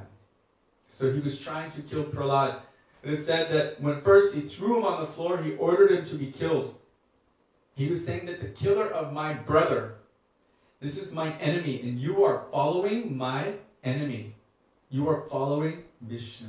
Therefore, you are also my enemy. And Hiranyakashipu's mood at this time was, if someone has gangrene in any part of their body, it means your body is rotting. If you don't remove that rot, then the whole body will be affected. So he was thinking, by the association of this boy, my dynasty will be destroyed.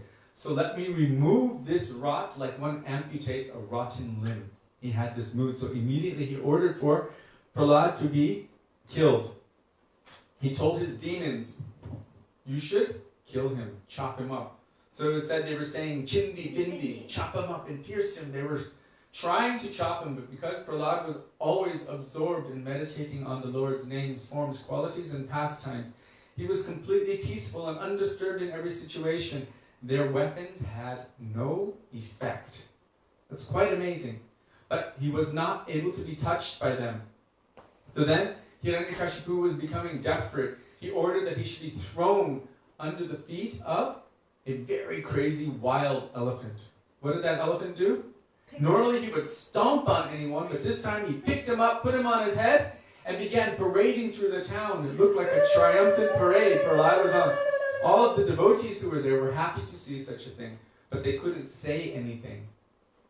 Right? Inside their heart they're feeling happiness, but they had to just, like this, they had to bear it, not shout out in joy. Then Hiranyakashipu was like, throw him in a pit of snakes. So they threw Prahlad in a pit of very poisonous snakes. But those snakes, they were just completely peaceful. We've seen this also with Haridas Thakur and Jiva Goswami. When they were in caves with snakes, there was no disturbance.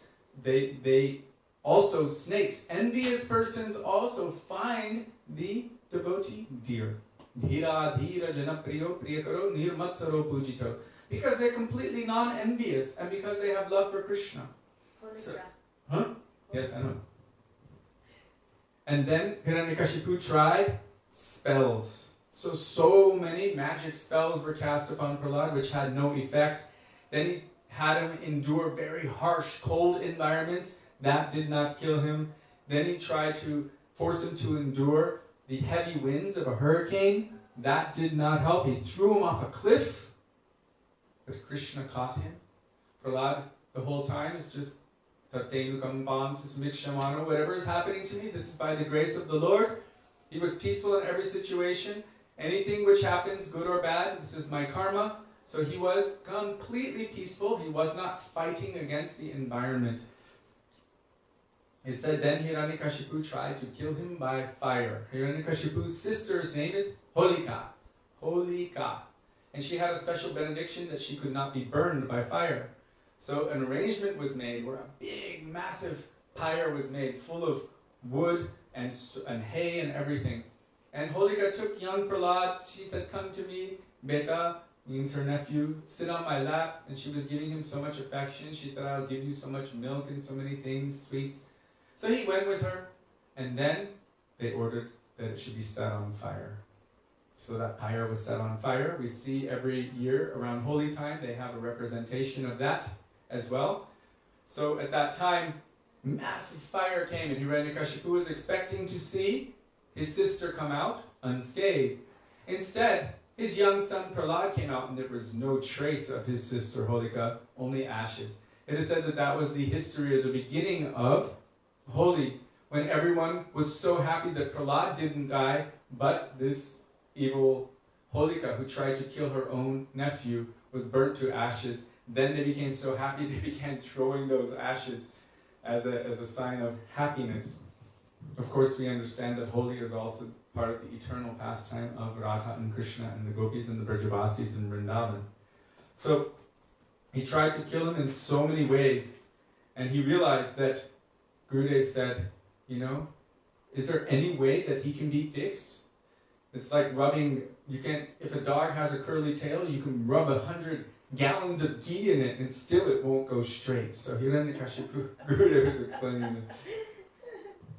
So Prahlad, how can he be straightened? So the Shanda and Amarka, they convinced Hiranyakashipu to give them another try with Prahlad.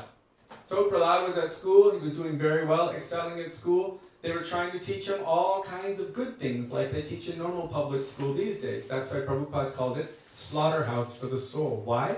Because they don't teach about Krishna, they teach about everything mundane. How to lie, cheat, steal, how to be a good politician, how to be attractive and Kanaka Kamani and Pratishta. How to make lots of money, how to enjoy your senses in every possible way, how to increase your material position, pride, name, fame, and everything else. This is what they are teaching, which is directly opposite to the humility which is necessary to be able to take shelter of the holy names.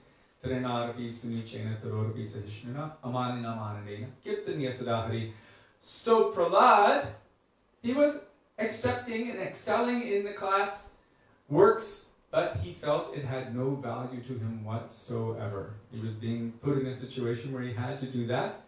But when the teachers were away from school, sometimes they had to go do other things. At that time, he would speak to his classmates. And he would tell them, Komara acharit pragyo dharman bhagavataniha durlabam manusham janma tarapya dhruvamartadam. Prahlad was very effulgent because of being such a dedicated devotee of the Lord. And as I mentioned before, dhira adhira, all of the young children, they were still quite innocent. They were very attracted to him because of his nature, because he is giving his love and affection to the root of everything, to the root of the tree of the universe, that is Krishna. Then automatically everything within the universe is feeling satisfied. So those who would come close to him would feel so nourished and satisfied just by his presence. As we see with Mahaprabhu when he was sitting with Prakashananda Saraswati and his 100,000 disciples, they saw how attractive Mahaprabhu was. So these young children of this school were so attracted to Prahlad, and he was saying why should we play now? He wasn't attracted to playing with them. Instead, he told them, now from the beginning of your life, Komara acharit pragyo dharman bhagavataniha, you should engage in Bhagavat Dharma, means worshipping the Lord. Durlabham manusham janma, this human form of life is extremely rare. So tarapya dhruvam artadam, therefore you should utilize it for its purpose, which is endeavoring for perfection. The other day, I told you that the teachings of Prahlad Maharaj to his friends is like the expanded commentary on the verse from the 11th canto of Srimad Bhagavatam, Labdva sudurlabhamidam bahusambhavante, where it is saying that until this body is no longer suitable, because the human form of life is the only means by which one can endeavor for perfection. What? Breathe. Because the human form of life is the only means by which one can endeavor for perfection, then one should utilize every moment until this body can no longer be maintained to endeavor for perfection, which is bhakti, love and affection for Krishna. So Prahlad is telling his friends, and they were like, no. They were saying, we'll do it when we're old. Now we want to have fun, we want to play. And Prahlad said to them, you don't know if you're going to become old. How do you know you're going to be old? How do you know that you will survive the next 2 days or the next, like Prabhupada said, you don't know if you have 7 minutes or 7 seconds. So Prahlad is saying, that's why we're saying this one,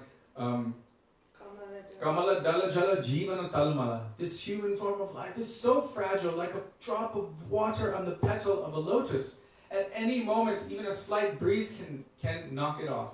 So this human form of life is also so fragile, but it is the most valuable, essential commodity that we have. It is the root of bhajan. So Prahlad was trying to convince them. They said, we'll do it when we're old. And Prahlad said, how long do you have to live? At that time, people used to live an average of about 100 of their years. Now we live, an average of, for men, it's about 70, and women is 76. So we've even lost some of the duration of life. So Prahlad at that time is saying, if you live even 100 years, half of that time is spent in sleep. So 50 years is gone. Of that time, you don't have much time left. The first 10 years is spent playing ball. The next 10 years is spent with studies, maybe 20 years, 10, 15 years, studies. The last 20 years, from 80 to 100, you have so many problems, your stomach is hurting. You're not having children and family. I'm jumping to the end and then I'm going to go back. The last 20 years, you have stomach ailments, you have back problems, you can't concentrate, you can't even sit straight without so much pain. There's so many difficulties. And then, of course, you've got those years where you get married, you have a family, you have children, you have to work. That's another, 20 years? So I've already gone 10, 20, 40, 60, minus 50 out of 100. Already we've gone way over, haven't we? The point is that in the end you have a very little time left for endeavoring for bhakti. So Prahlad is saying, why don't you just do it now? And they were a little bit unconvinced. And he's like, if you don't start now, how will you be able to engage in bhajan later? Once you are married and you have a beautiful wife who wants your attention, when she speaks sweet words, you will want to follow her and serve her desires. And then if children come, the pitter-patter of their feet will be so charming to you. Say, Papa, Mama, like that, then you will feel so charmed. Your mind and your heart will be completely consumed by all of these things. I cannot tell you how many devotees we've met who, when we travel to their place, and they're like, when my children are grown, that's it, then I can do bhajan. And guess what? Their children grow up, then they get married, and then they have children of their own. Guess what the bhajan becomes? Grandchildren bhajan. So that whole plan for the future, and it's again engaged in material life. It absorbs in all of these things. So Prahlad is telling his friends, don't waste your time. Start now, from right now, when you are young. Once my mother, she told me, she said, now is my time to do bhajan. Now is my time, and your time to look after me. Later on, when you're older, you can do bhajan. And I was like, you've been teaching me about the teachings of Prahlad Maharaj since I was very young. I said, I won't fall for that. So she tried to convince me that way. Now is my time and your time is later. Now is your time to become prosperous materially. So Prahlad Maharaj was speaking to his friends like this. And then he started telling them, because they started becoming faithful in Prahlad, like he was their guru. So how do we do this thing you're telling us? How do we do this bhakti, bhagavat dharma, dhurlabam, what is it? Komaram acharet pragyo dharman bhagavatan iha. Bhagavat dharma, how do we do bhagavat dharma? Prahlad said that you should surrender unto Sri Guru, you should give your life to Guru, Guru Shushushaya Bhaktya. He started telling them all of the process of bhakti. And they were like, that's very complicated, I don't know, it's so much. And then Prahlad just started then the simple way.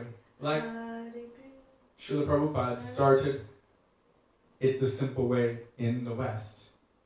How did he start it?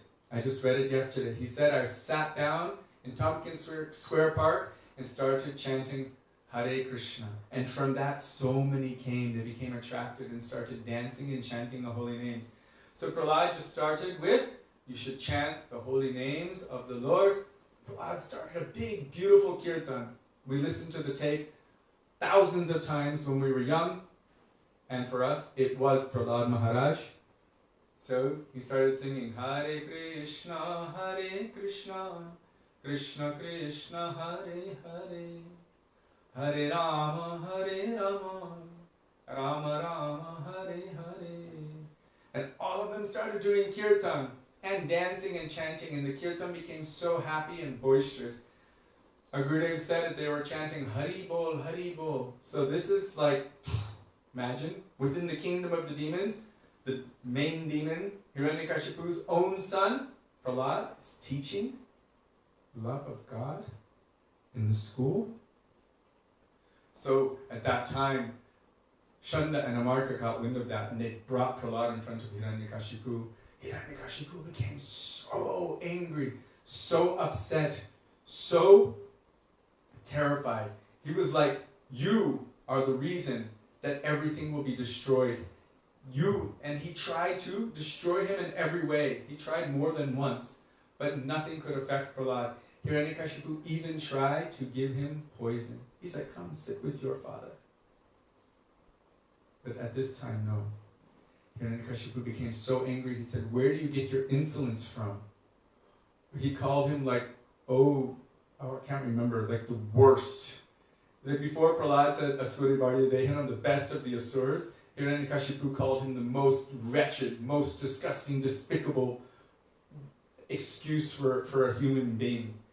And he became so angry. Where do you get your insolence from? Why do you have this kind of mood? Why are you resisting my power over you?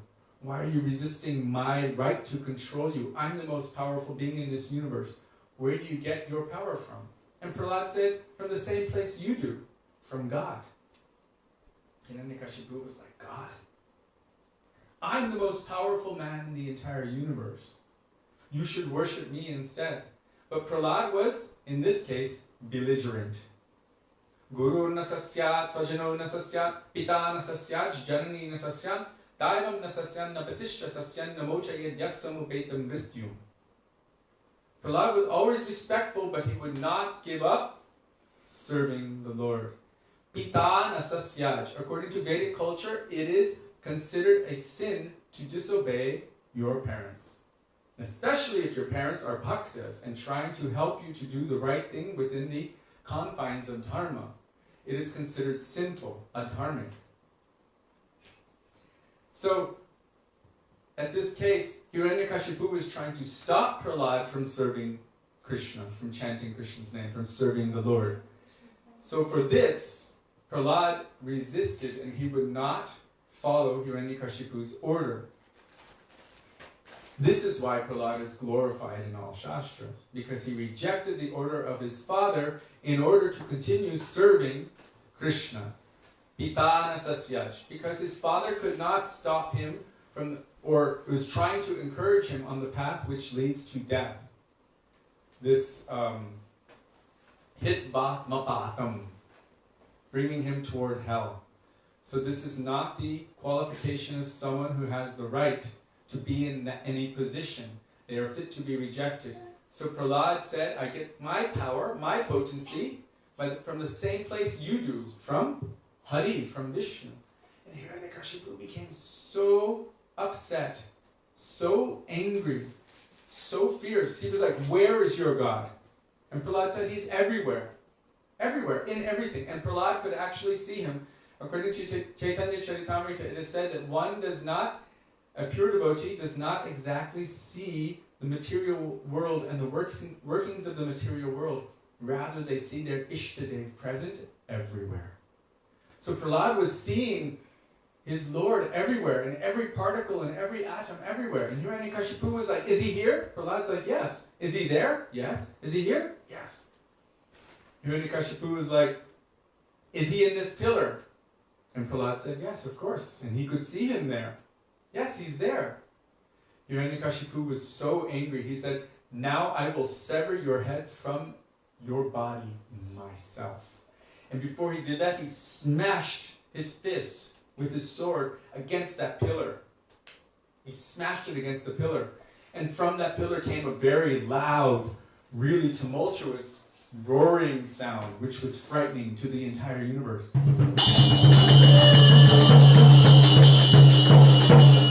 didn't growl.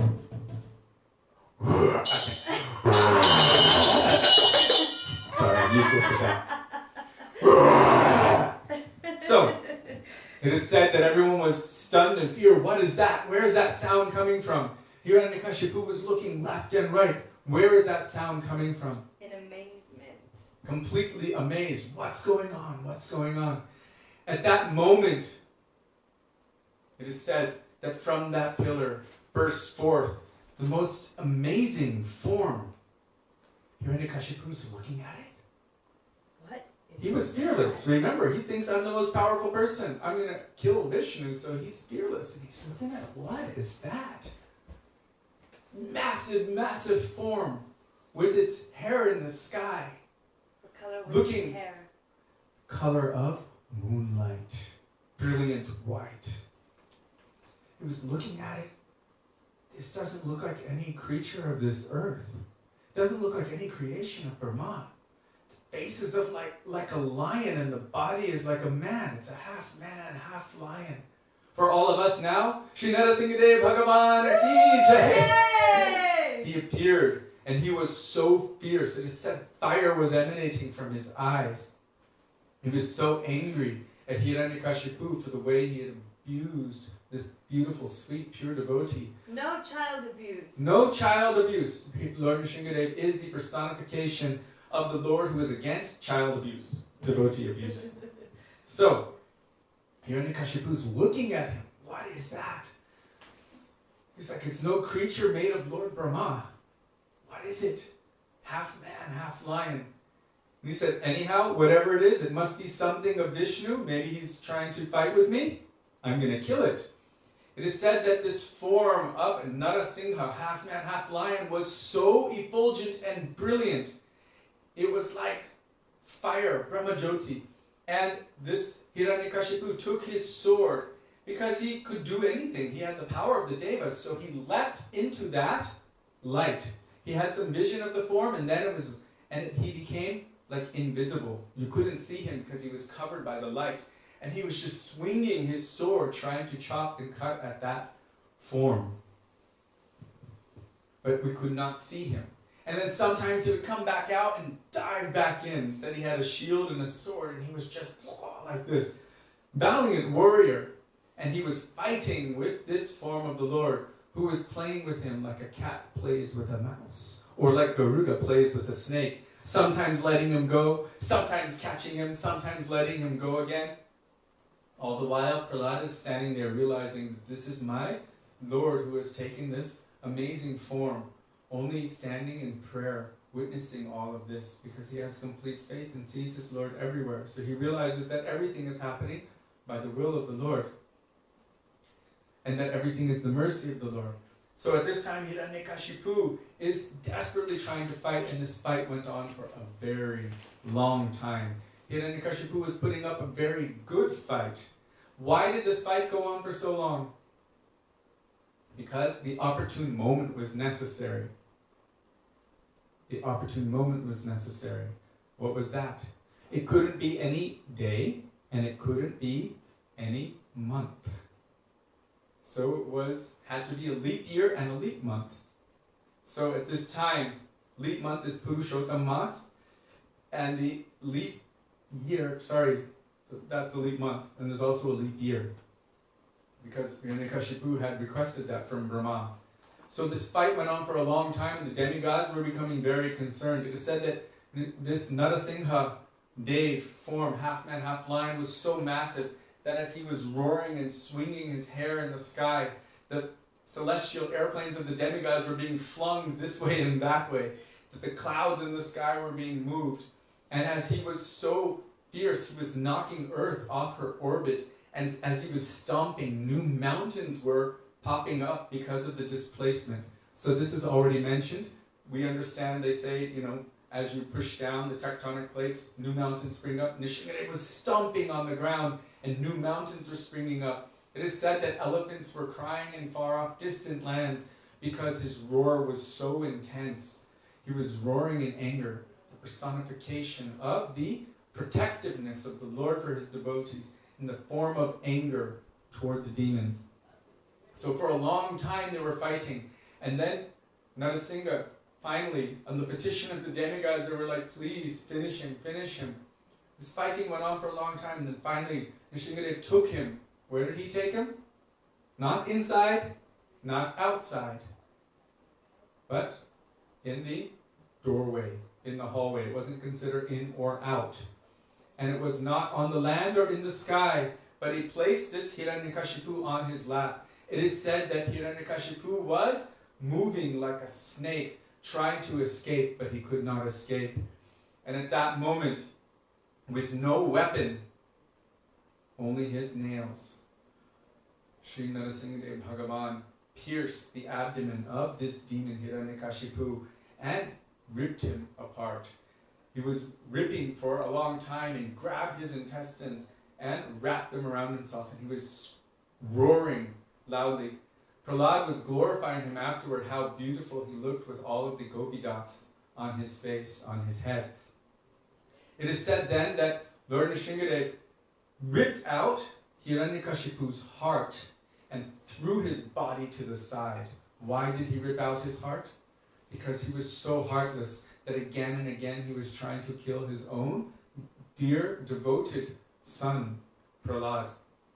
So Sri Narasimha Bhagavan dispatched of Hiranyakashipu. He finished him. And at that time, all the demigods came. First, before the demigods, thousands of Hiranyakashipu's demon friends came. And what did they do? They attacked Lord Nrsingadev.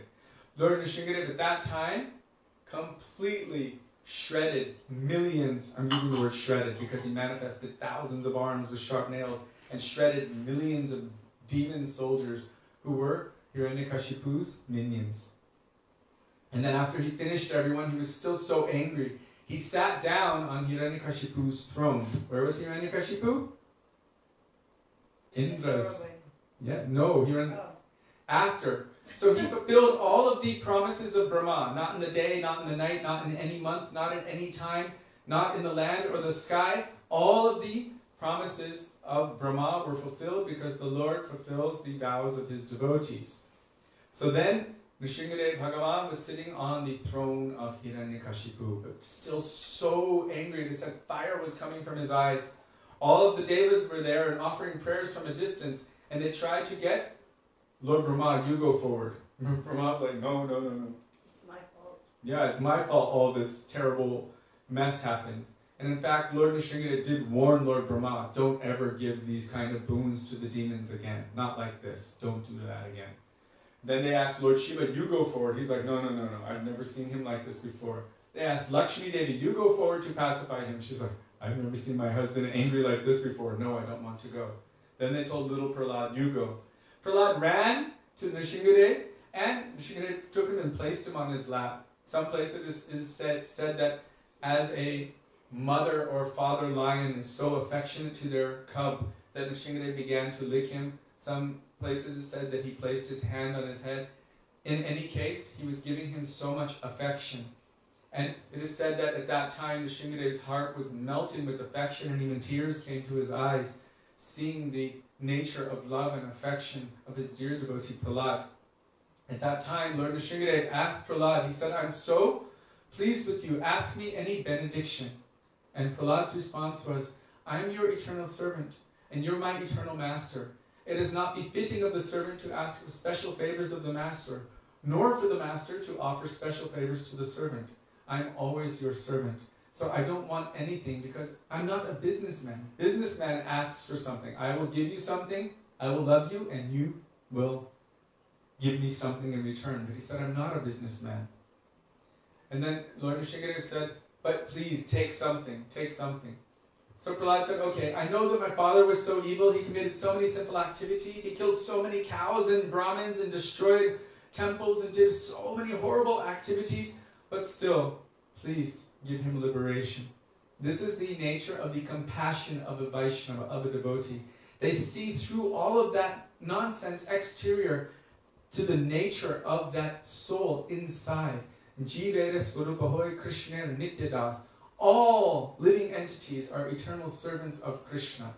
Maybe there's a covering of a demon at this time, but really, they're a servant of Krishna. So he's like, please give him liberation.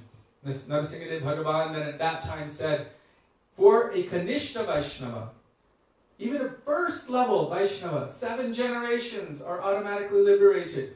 For Madhyam, 14 generations. And for you, who are Uttam, automatically 21 generations. That's why Bali Maharaj so readily surrendered to Vamandev, because he is the grandson of Prahlad Maharaj. He already had this liberation. So then, at that time, he said, please ask for something else, because it was already done. So Prahlad said, so many are suffering in this material world due to their sinful activities. I desire that you give me the suffering of everyone in this universe and give everyone liberation. Lord Nrsimhadev then told him, you have defeated me. He said, I'll tell you what.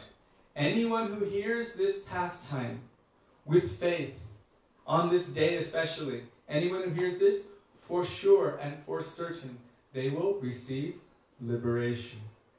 So this was the blessing given for this day. Shri Narasimhadev Bhagavan ki jai. Bhakti Prabhu Prahlad Maharaj ki jai. Srila Gurudev ki jai. Srila Prabhupada ki jai. Srila Guru ki jai. Gaura Bhaktivedanta ki jai. One very quick question from Krishna Priya Didi. And she's just asking, did this take place on earth or Patalok? But you were saying that it was in heaven. So what I read in Srimad Bhagavatam was that Hiranyakashipu decided to live in the gardens of Indra in heaven. That's where he wanted to reside. I missed such an important part. But anyhow, we'll tell that another time. It's when the children at school ask Prahlad, how do you know all of this? Where did you learn all this from? I have to tell it really quick. I have to. Prahlad told them the whole history of how when Hiranyakashipu was doing austerities, the demigods took over, and that time Hiranyakashipu's wife, who is Prahlad's mother, was pregnant. The demigods had tried to kidnap her, and they thought that maybe the child in her womb would be an even greater demon than Hiranyakashipu. So they decided that as soon as this child was born, this demon child, they were going to kill it. They wouldn't even kill it inside. This is how severely abortion was looked at. Even if they thought it was a demon, still not inside the womb. That is a protected place. So Narada Muni caught them in the process of kidnapping the wife of Hiranyakashipu. What are you doing with her? Oh, she has a demon inside. No. He said, this is a great devotee inside of her womb. And so Narada Muni basically vetoed all of their desires and took the wife of Hiranyakashipu to his own ashram. And for the duration of Hiranyakashipu's austerities, Prahlad remained within her womb. And Narada Muni told Harikatha constantly to her. So Prahlad explained that within the womb of my mother, I heard all of this Harikatha from my Gurudev Narad, and that's how I'm able to tell you. So this is the importance of sadhu sangha. Over time, again and again, hearing, these impressions are strongly made, and then one will manifest this bhav of a devotee. So it was in the heavenly planet. My understanding, I've never read that he moved from there to Patal Lok. He was originally in the subterranean heavenly planets, but then he went to take over the entire universe. He was residing in Indra's place. We do know that after Lord Nrsimhadev killed Hiranyakashipu, he went to a very special place in Navadvip Dham known as Nrsimhapali. There he washed his hands in that lake and he rested afterward. So, of course, when these big demons are fighting, they've taken over the entire universe, lower, middle, and upper planetary systems. And so these fights, which the fight of Nrsimhadev and Hiranyakashipu was taking place in a very powerful way. It is said that it was taking place on the Earth planet because he was stomping, so I'm not exactly sure where it took place. Please forgive me, dear devotees, if I don't stop him, he will continue to I'm done. till 2 a.m. He's not. We can go more into the shlokas later. Shut up.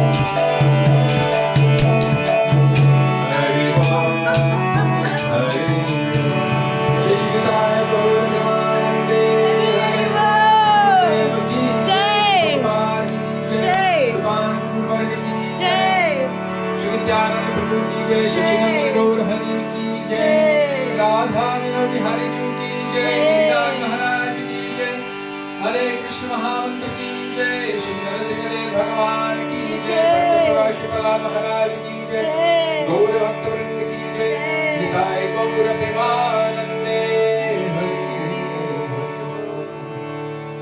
Govind नाम धर्माधवेति, गोविंद नाम धर्माधवेति, गोविंद नाम धर्माधवेति, गोविंद नाम धर्माधवेति। बोलो राधे राधे राधे, जय जय जय श्री राम। राधे राधे राधे, जय जय जय श्री राधे। राधे राधे राधे, जय जय जय श्री राधे। वृंदावन बिहारी लाल की जय, जय जय श्री राधे, जय जय श्री राधे, जय जय Shri Radhe. Gaur Premanande. Hari Hari Bol. Thank you very much for being with us. Sorry I took too long, like almost an hour too long, but it was just so exciting I couldn't stop and I actually had to truncate a lot. Thank you so much for being with us and also for your questions. I'll have to do more research on that. And we look forward to seeing you tomorrow. Tomorrow is the appearance day of Radharaman and it's the appearance day of Madhavendra Puripad. I can't remember all the other days, but for us it's like a 5-part super holy day, so I'll have to speak a little bit about each of them. So, see you tomorrow. See you Hare tomorrow. Krishna, Radhe Radhe. Narayan Dandavad Bhagwan Pranam. ki Jai. jai, Bhaktivedanta Maharaj ki Jai. jai, Sri Gurudev Spoke ki Ki jai, jai. Gaur Bhaktivinoda ki